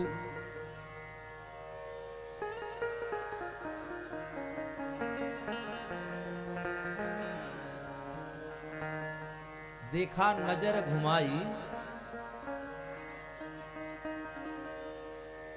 सकल हर समुदाय। परिवार, नातेदार, रिश्तेदार से पूरा कुरुक्षेत्र का मैदान विपक्ष में खड़ा है। किसके? पांडवों के। अर्जुन ने गांडीव धर दिया, बोला हे कन्हैया ये युद्ध हमारे बस का नहीं है। और किससे युद्ध करें हम?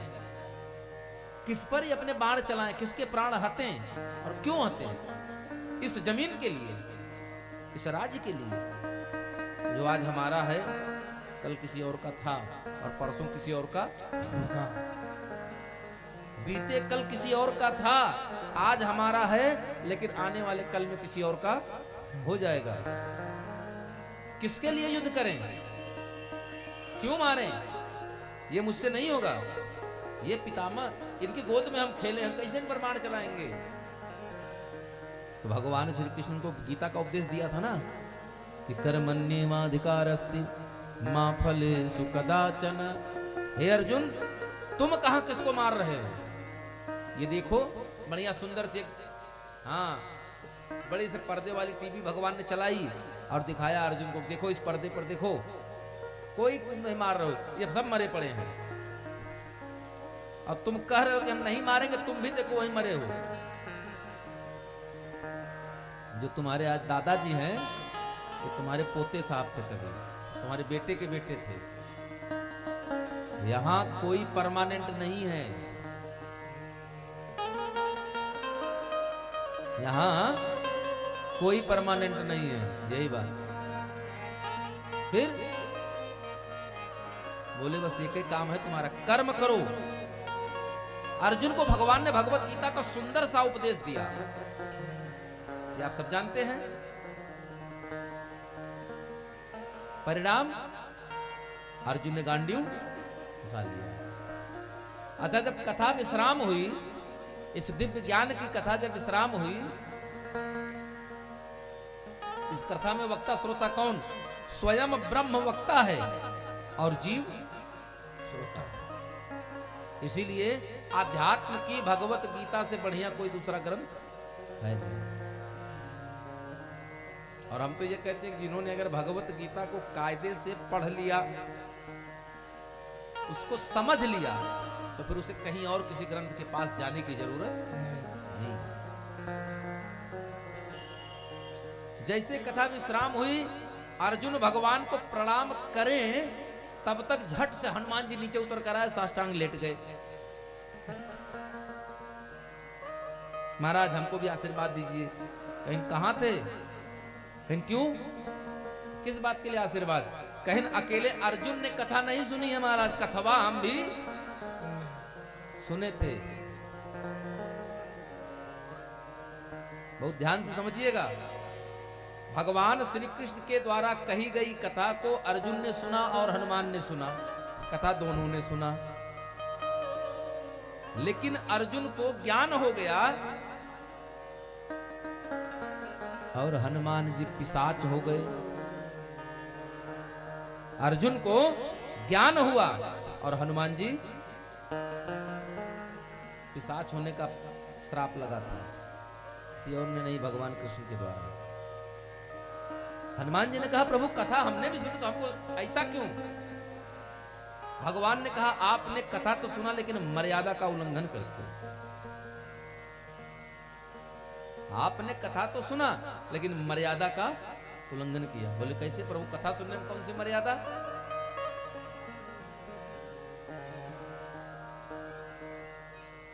बोले इसके पहले तो आपने बताया था कि भाव कुभाव अनख आलसहु और नाम जपत मंगल दिसि दसहु।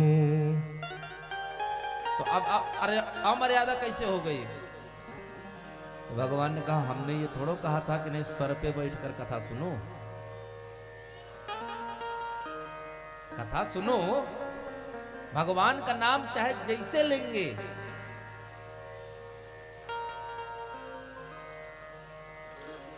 वो कल्याणदायक है तो कल्याण करेगी।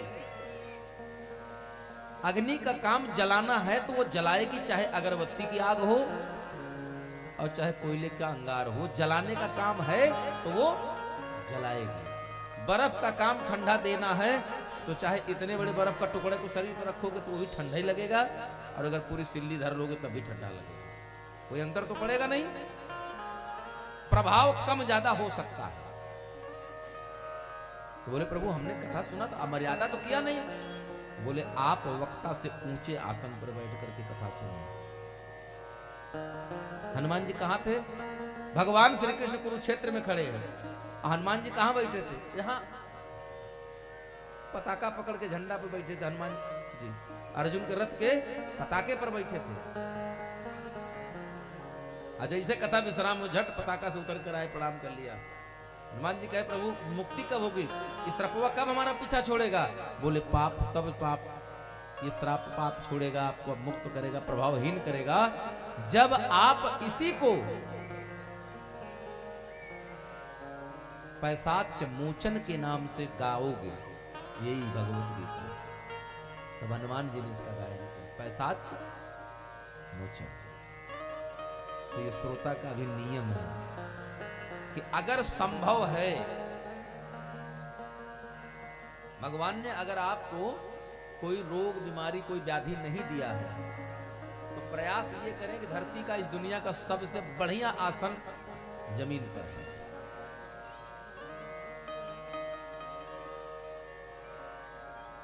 नहीं तो हमारे यहाँ शास्त्र में बालक, वृद्ध और रोगी 3 लोगों के लिए है। नहीं, आप लोग ऐसा मत समझिएगा कि आप कुर्सी बैठे हैं तो हम कर रहे हैं। ये वास्तविकता है, ये वास्तविकता है। हमारे यहाँ ये भी है कि जिनको समस्या है, बालक, वृद्ध और रोगी, 3 लोगों के लिए हमारा शास्त्र हर जगह रियायत देता है। तो 3 प्रकार के श्रोता हैं। वक्ता कैसा हो? विरक्तो, जो ज्यादा हाँ कहां से पाए, कितना पाए, सब जेब में डाल लें,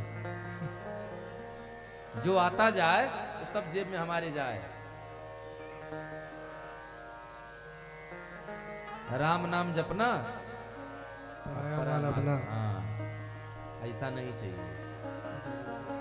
फिर बोले विरक्तो ब्राह्मण, कैसा हो? विरक्त हो। किससे? माया से, लोभ से। यद्यपि अगर हम माया के पीछे नहीं रहेंगे, अगर हम माया नहीं लेंगे, तो हम आप कोई भी व्यक्ति गृहस्थ है, घर कैसे चलेगा, परिवार कैसे चलेगा? लेकिन माया के पीछे मत जाइए, माया को साथ में रखिए, पीछे मत उसके जाइए।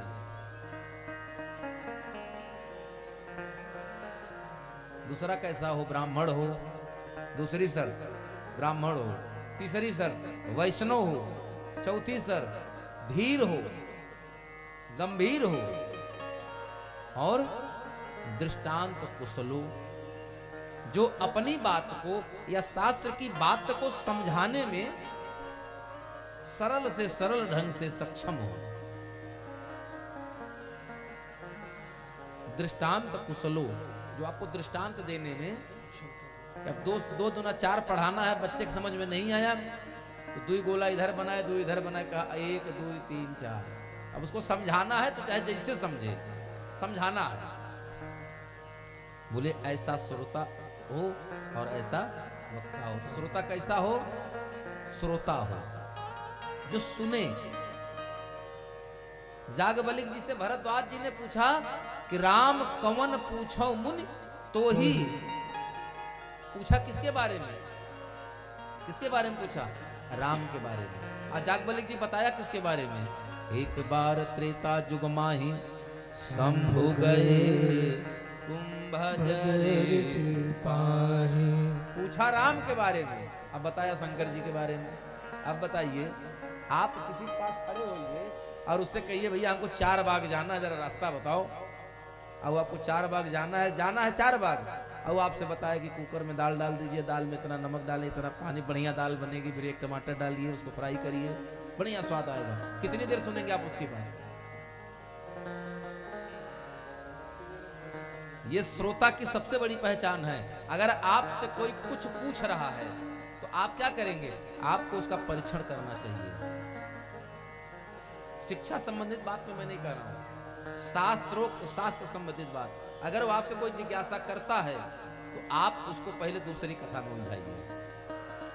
अगर वो बार बार आपकी बात न काटे तब जान लीजिए कि वास्तव में ये सुनना चाहता है।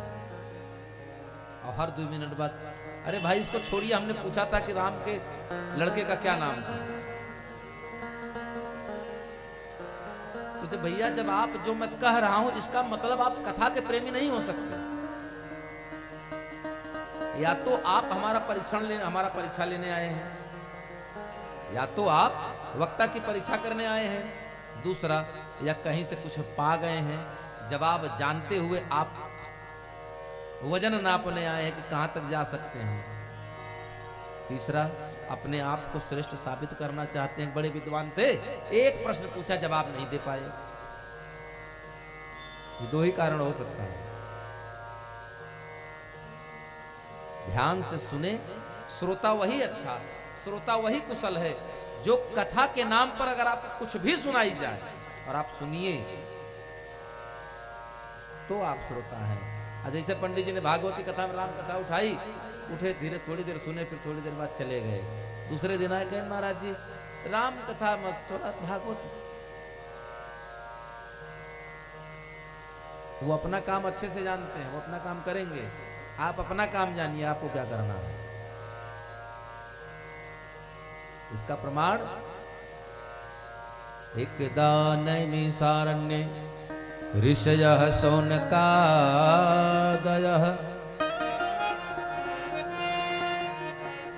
प्रपूक्ष सर्वे मुनयः सूतं पौराणिकं खलु। एक बार शौनकादिक ऋषि नैमिषारण्य कितने लोग गए हैं? भी संख्या, इतने लोगों की अपेक्षा संख्या ज्यादा है, बहुत अच्छी बात है। हम नहीं जा पाए, झूठ क्या कहें, हाँ हम नहीं जा पाए, नहीं तो घर वाले की गिनती नहीं होती है, घर वाले की गिनती नहीं होती, गिनती तो बाहर वाले की होती है। सही बात है ना भैया? गिनती किसकी होती है? मान सम्मान किसका ज्यादा होता है, घर वाले का, बाहर वाले का? बाहर वाले का। दामाद और बेटे में कोई फर्क नहीं है, लेकिन घर में बेटा होता है तो उसको उतनी खातिरदारी नहीं, लेकिन दामाद आ जाए फिर तुरंत भाव बदल जाता है, पहुना आए हैं। बोले राधे राधे राधे।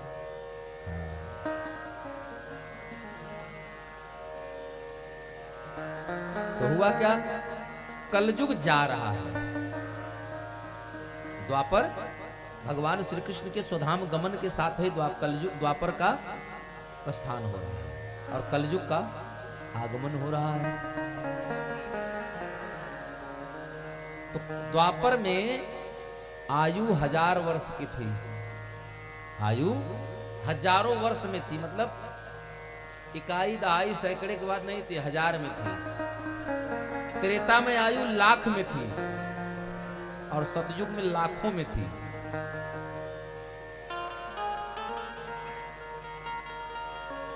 क्योंकि 60,000 वर्ष की आयु में जब राजा दशरथ की उम्र 60,000 वर्ष की हुई, तब उनको इस बात का दुख हुआ कि हमारे बेटा नहीं है।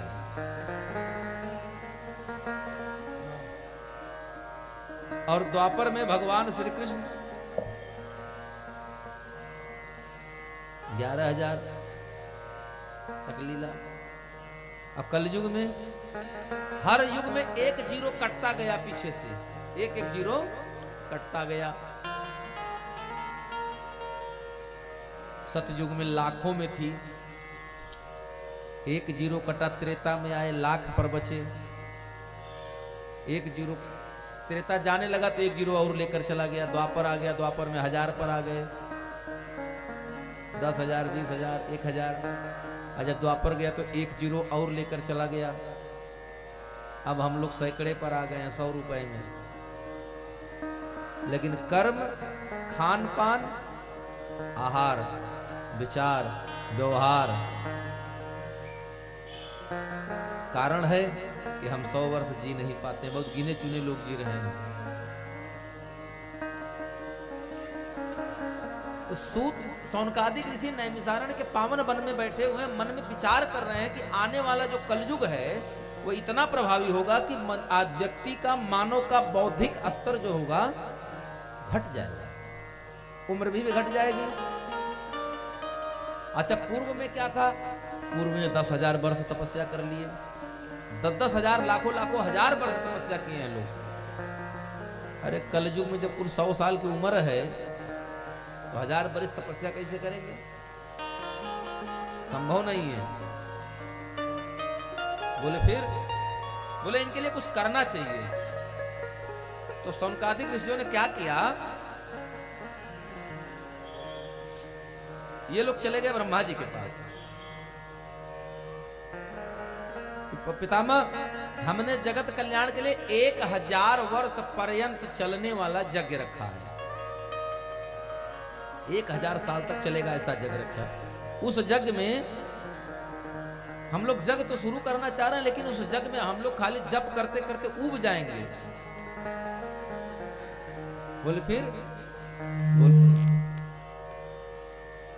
बोले कोई ऐसा मिल जाए जो हमें सत्संग कराता रहे।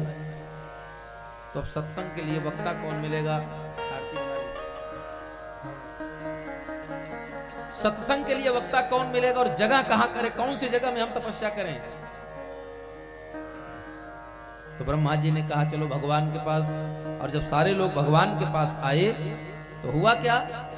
भगवान ने कहा ये आगे आगे हमारा चक्र जा रहा है, जिस जगह पर जाकर के इस धरती को स्पर्श कर लेगा उसी जगह पर आप लोग यज्ञ प्रारंभ कर देना। और सत्संग की बात, तो सत्संग के लिए बढ़िया एक व्यास जी की व्यवस्था हम करे दे रहे हैं। और सारे सौनकादिक ऋषि नैमिषारण्य में आए और हुआ क्या? यज्ञ प्रारंभ हुई। चिंता में है कि अब कौन सत्संग कराए, कौन सत्संग में कराए। हरि प्रेरित तेहि अवसर चल दिए। कौन? नैमिषेषु तमयासीनम अभिवादय महामतिम कथामृतम रसास्वाद कुशलः। देखिए ध्यान से समझिए, कथामृत, यहां क्या लिखा है? कथा अमृत, ये नहीं लिखा है। अगर ये सुनने वाली चीज होती तो उसको यही लिख देते कथा अमृत। लिखने का क्या मतलब था? अमृत सुना तो जाता नहीं। क्या होता है अमृत? पिया जाता है। तो बोले कथा अमृत, कथा रूपी अमृत का स्वाद, उसके स्वाद को लेने वाले कौन है? कुशल, बहुत योग्य श्रोता है। कौन? सौनक, सौनकादिक ऋषि बैठे हैं। उसी समय वहां सूत जी का आगमन हुआ और सूत जी को आया देख करके सभी सौनकादिक ऋषि उठ करके उनका नमन बंदन करते हैं, अभिवादन करते हैं। और अभिवादन करने के बाद कहते हैं सदा कृदारत रूप तुम कह मृदु बचन खगेश जिनके स्तुति सादर निज मुख की न महेश। जैसे भगवान श्री हरि विष्णु के वाहन गरुड़ जी जब काकभुसुंडी के पास पहुंचे हैं तो गरुड़ जी कहते हैं कि हे काकभुसुंडी जी, आपका दर्शन करके आज मैं धन्य हो गया। देखिए 2 संत मिल रहे हैं, आपका दर्शन करके हम धन्य हो गए।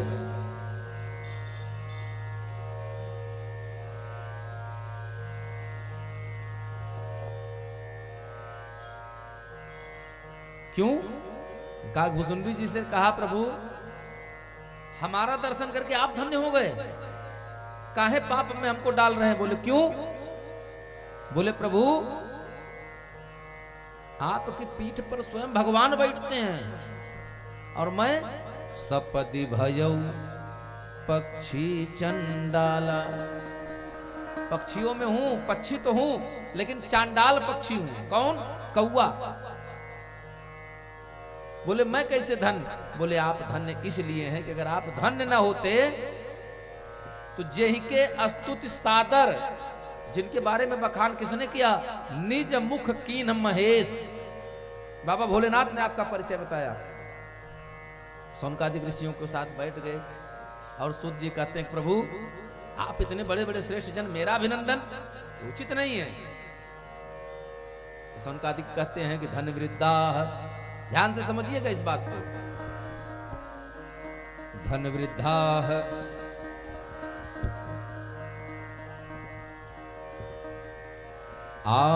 बल वृद्धा। धन वृद्धा, धन के बढ़ जाने से, बैंक में पैसा गढ़ू हो जाए, बैंक डूब जाए, तो रुपया लेके भाग जाए, तो रुपया के अधिक होने से कोई बड़ा आदमी नहीं हो सकता, श्रेष्ठ नहीं होता। धन की अधिकता से आप बड़े नहीं होते। बोले फिर बल वृद्धा, खली के पास इतनी ताकत है तो क्या श्रेष्ठ हो जाएंगे? नहीं होंगे। उनकी पूजा हर जगह हो सकती है? नहीं हो सकती। पूजा किसकी होती है? जो श्रेष्ठ होगा। धन वृद्धा, धीरू भाई अंबानी करोड़पति, लखपति, अरबपति, खरबपति हो सकते हैं, लेकिन पूज्यमान नहीं हो सकते, श्रेष्ठ नहीं हो सकते। खाली बल में 4 आदमी को एक साथ मार सकते हैं, लेकिन पूज्यमान नहीं हो सकते। बोले और? बोले आयु वृद्धा तथैव च। एक व्यक्ति है जिसकी आयु 200 साल की हो गई है, तो क्या 200 साल की आयु होने से बड़ा हो गया? नहीं होगा। बोले तब फिर बड़ा कौन है? बोले ते सर्वे अपि ज्ञान वृद्धा किंकरा शिष्य किंकरा। बोले हे सौनकादिक ऋषियों, हे सौनकादिक ऋषि कह रहे हैं, हे सूत जी, इसके पश्चात सबसे बड़ा श्रेष्ठ व्यक्ति कौन है? ते सर्वे अपि, इन सबसे बड़ा श्रेष्ठ वही है। कौन? जिसका ज्ञान बड़ा हो। बोली वृंदावन बिहारी लाल की जय हो। ते सर्वे अपि ज्ञान वृद्धास, वो बड़ा। शिष्य किंकरा, तब सूत जी से कहते हैं कि प्रभु हम भ्रम और माया के अंधेरे में खो गए हैं। कहां खो गए हैं?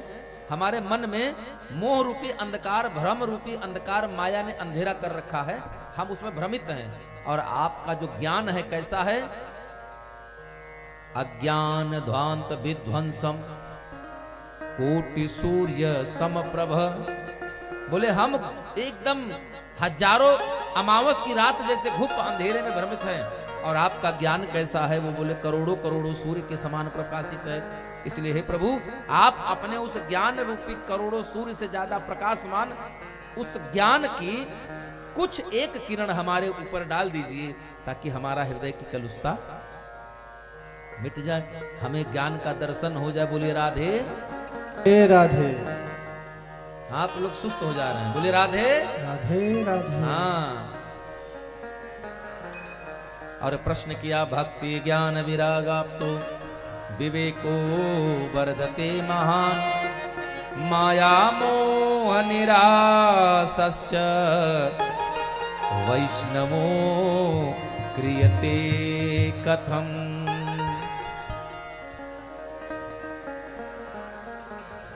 बोले भक्ति और ज्ञान से युक्त, भक्ति ज्ञान और वैराग्य से युक्त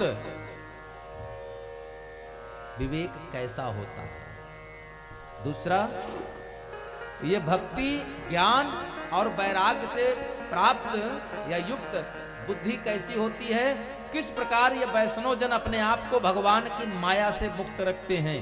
इन्हीं प्रश्नों के साथ सौनकादिक जी और सूत जी का संवाद आगे की कथा से कल। आइए आज हम लोग भगवान की पावन आरती करते हैं और चलते चलते 2 बार भगवान नाम कीर्तन करेंगे। मधुर मधुर नाम सीताराम सीताराम, पावन पावन नाम सीताराम सीताराम। मधुर मधुर नाम सीताराम सीताराम, पावन पावन नाम सीताराम सीताराम। मधुर मधुर मधुर नाम सीताराम सीताराम पावन पावन नाम सीताराम सीताराम मधुर मधुर नाम सीताराम सीताराम पावन पावन नाम सीताराम सीताराम मधुर मधुर नाम सीताराम सीताराम पावन पावन नाम सीताराम सीताराम ओ मधुर मधुर नाम सीताराम सीताराम पावन पावन नाम सीताराम आवाज से सीताराम सीताराम सीताराम सीताराम सीताराम सीताराम सीताराम सीताराम सीताराम सीताराम सीताराम सीताराम सीताराम श्याम सीताराम सीताराम सीताराम मधुर मधुर नाम सीताराम सीताराम पावन पावन नाम सीताराम सीताराम मधुर मधुर नाम सीताराम सीताराम पावन पावन नाम सीताराम सीताराम राधे राधे जय राधे राधे श्री राधे राधे श्री राधे राधे श्री राधे राधे जय राधे राधे निष्ठान दुलारी हम सबकी प्यारी तुम्हारी प्यारी निर्भान दुलारी हम सबकी प्यारी वो राधे राधे राधे राधे राधे राधे राधे राधे राधे राधे राधे राधे राधे राधे राधे राधे राधे राधे राधे मधुर मधुर नाम ये बात हरि ओम हरि ओम पावन पावन नाम सीताराम सीताराम मधुर मधुर नाम सीताराम सीताराम पावन पावन नाम सीताराम सीताराम पावन पावन नाम सीताराम ओ पावन पावन नाम सीताराम सीताराम ओ पावन पावन नाम सीताराम सीताराम बोले वृंदावन बिहारी लाल की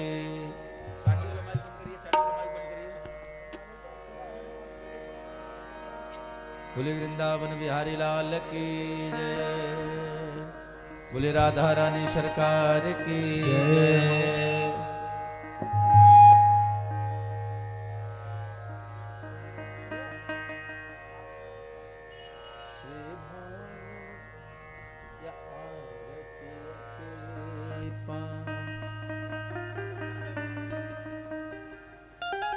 और सभी लोग प्रेम से भाव से अपने स्थान पर खड़े हो जाएंगे आगे आ जाइए सभी लोग श्री राम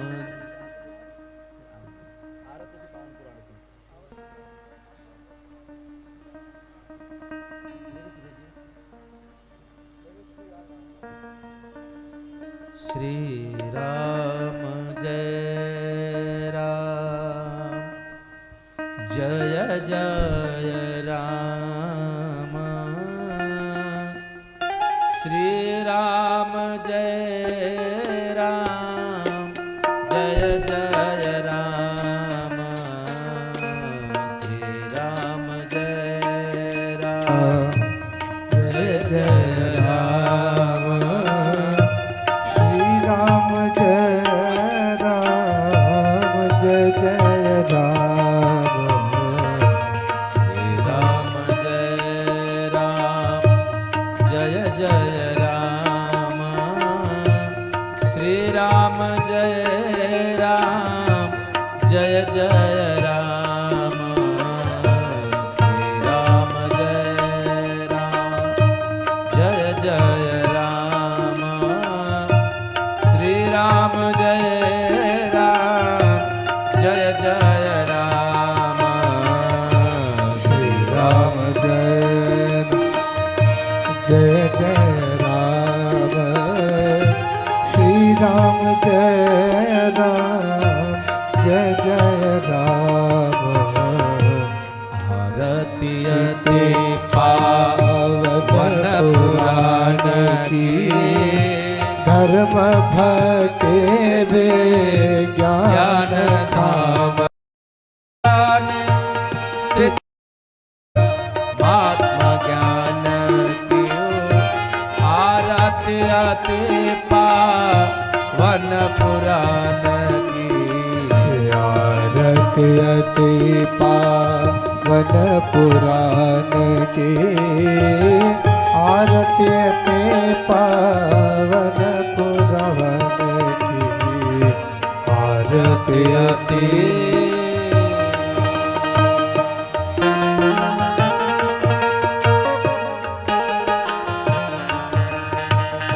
परमहंसा मुनि मन उल्लासिनी परमहंस मुनि मन उल्लासिनी रसिक हृदय रस रास विलासिनी रसिक हृदय रास विलासिनी भोक्ति मोक्ति रति भोक्ति मोक्ति रति प्रेम सुदासिनी कथा किंचन प्रिय सुजानकी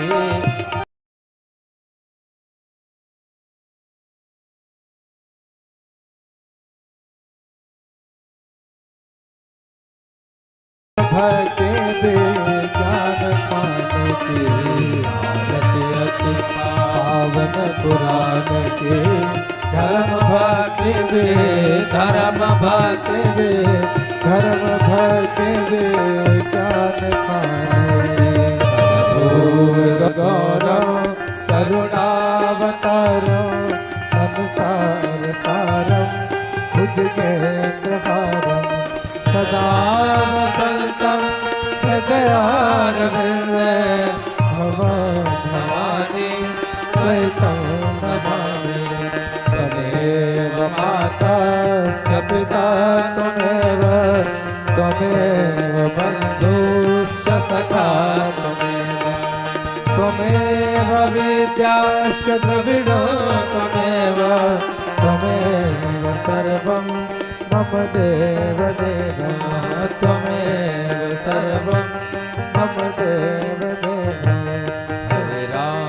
हरे राम राम राम हरे हरे हरे कृष्ण कृष्ण हरे हरे हरे राम राम राम हरे हरे हरे कृष्ण कृष्ण कृष्ण हरे हरे हरे राम राम राम हरे हरे हरे कृष्ण कृष्ण कृष्ण हरे हरे हरे राम राम हरे हरे हरे कृष्ण कृष्ण कृष्ण हरे हरे हरे कृष्ण कृष्ण हरे हरे हरे कृष्ण कृष्ण हरे हरे। अपने स्थान पर 3 बार प्रदक्षिणा कर लीजिए। सभी यजमान सभी भक्त ध्यानिकानि जपापानि जन्मांतर कृतानि च तानि सर्वाणि नश्यन्तु प्रदक्षिणायां पदे पदे जलेन शीतलीकरणम्।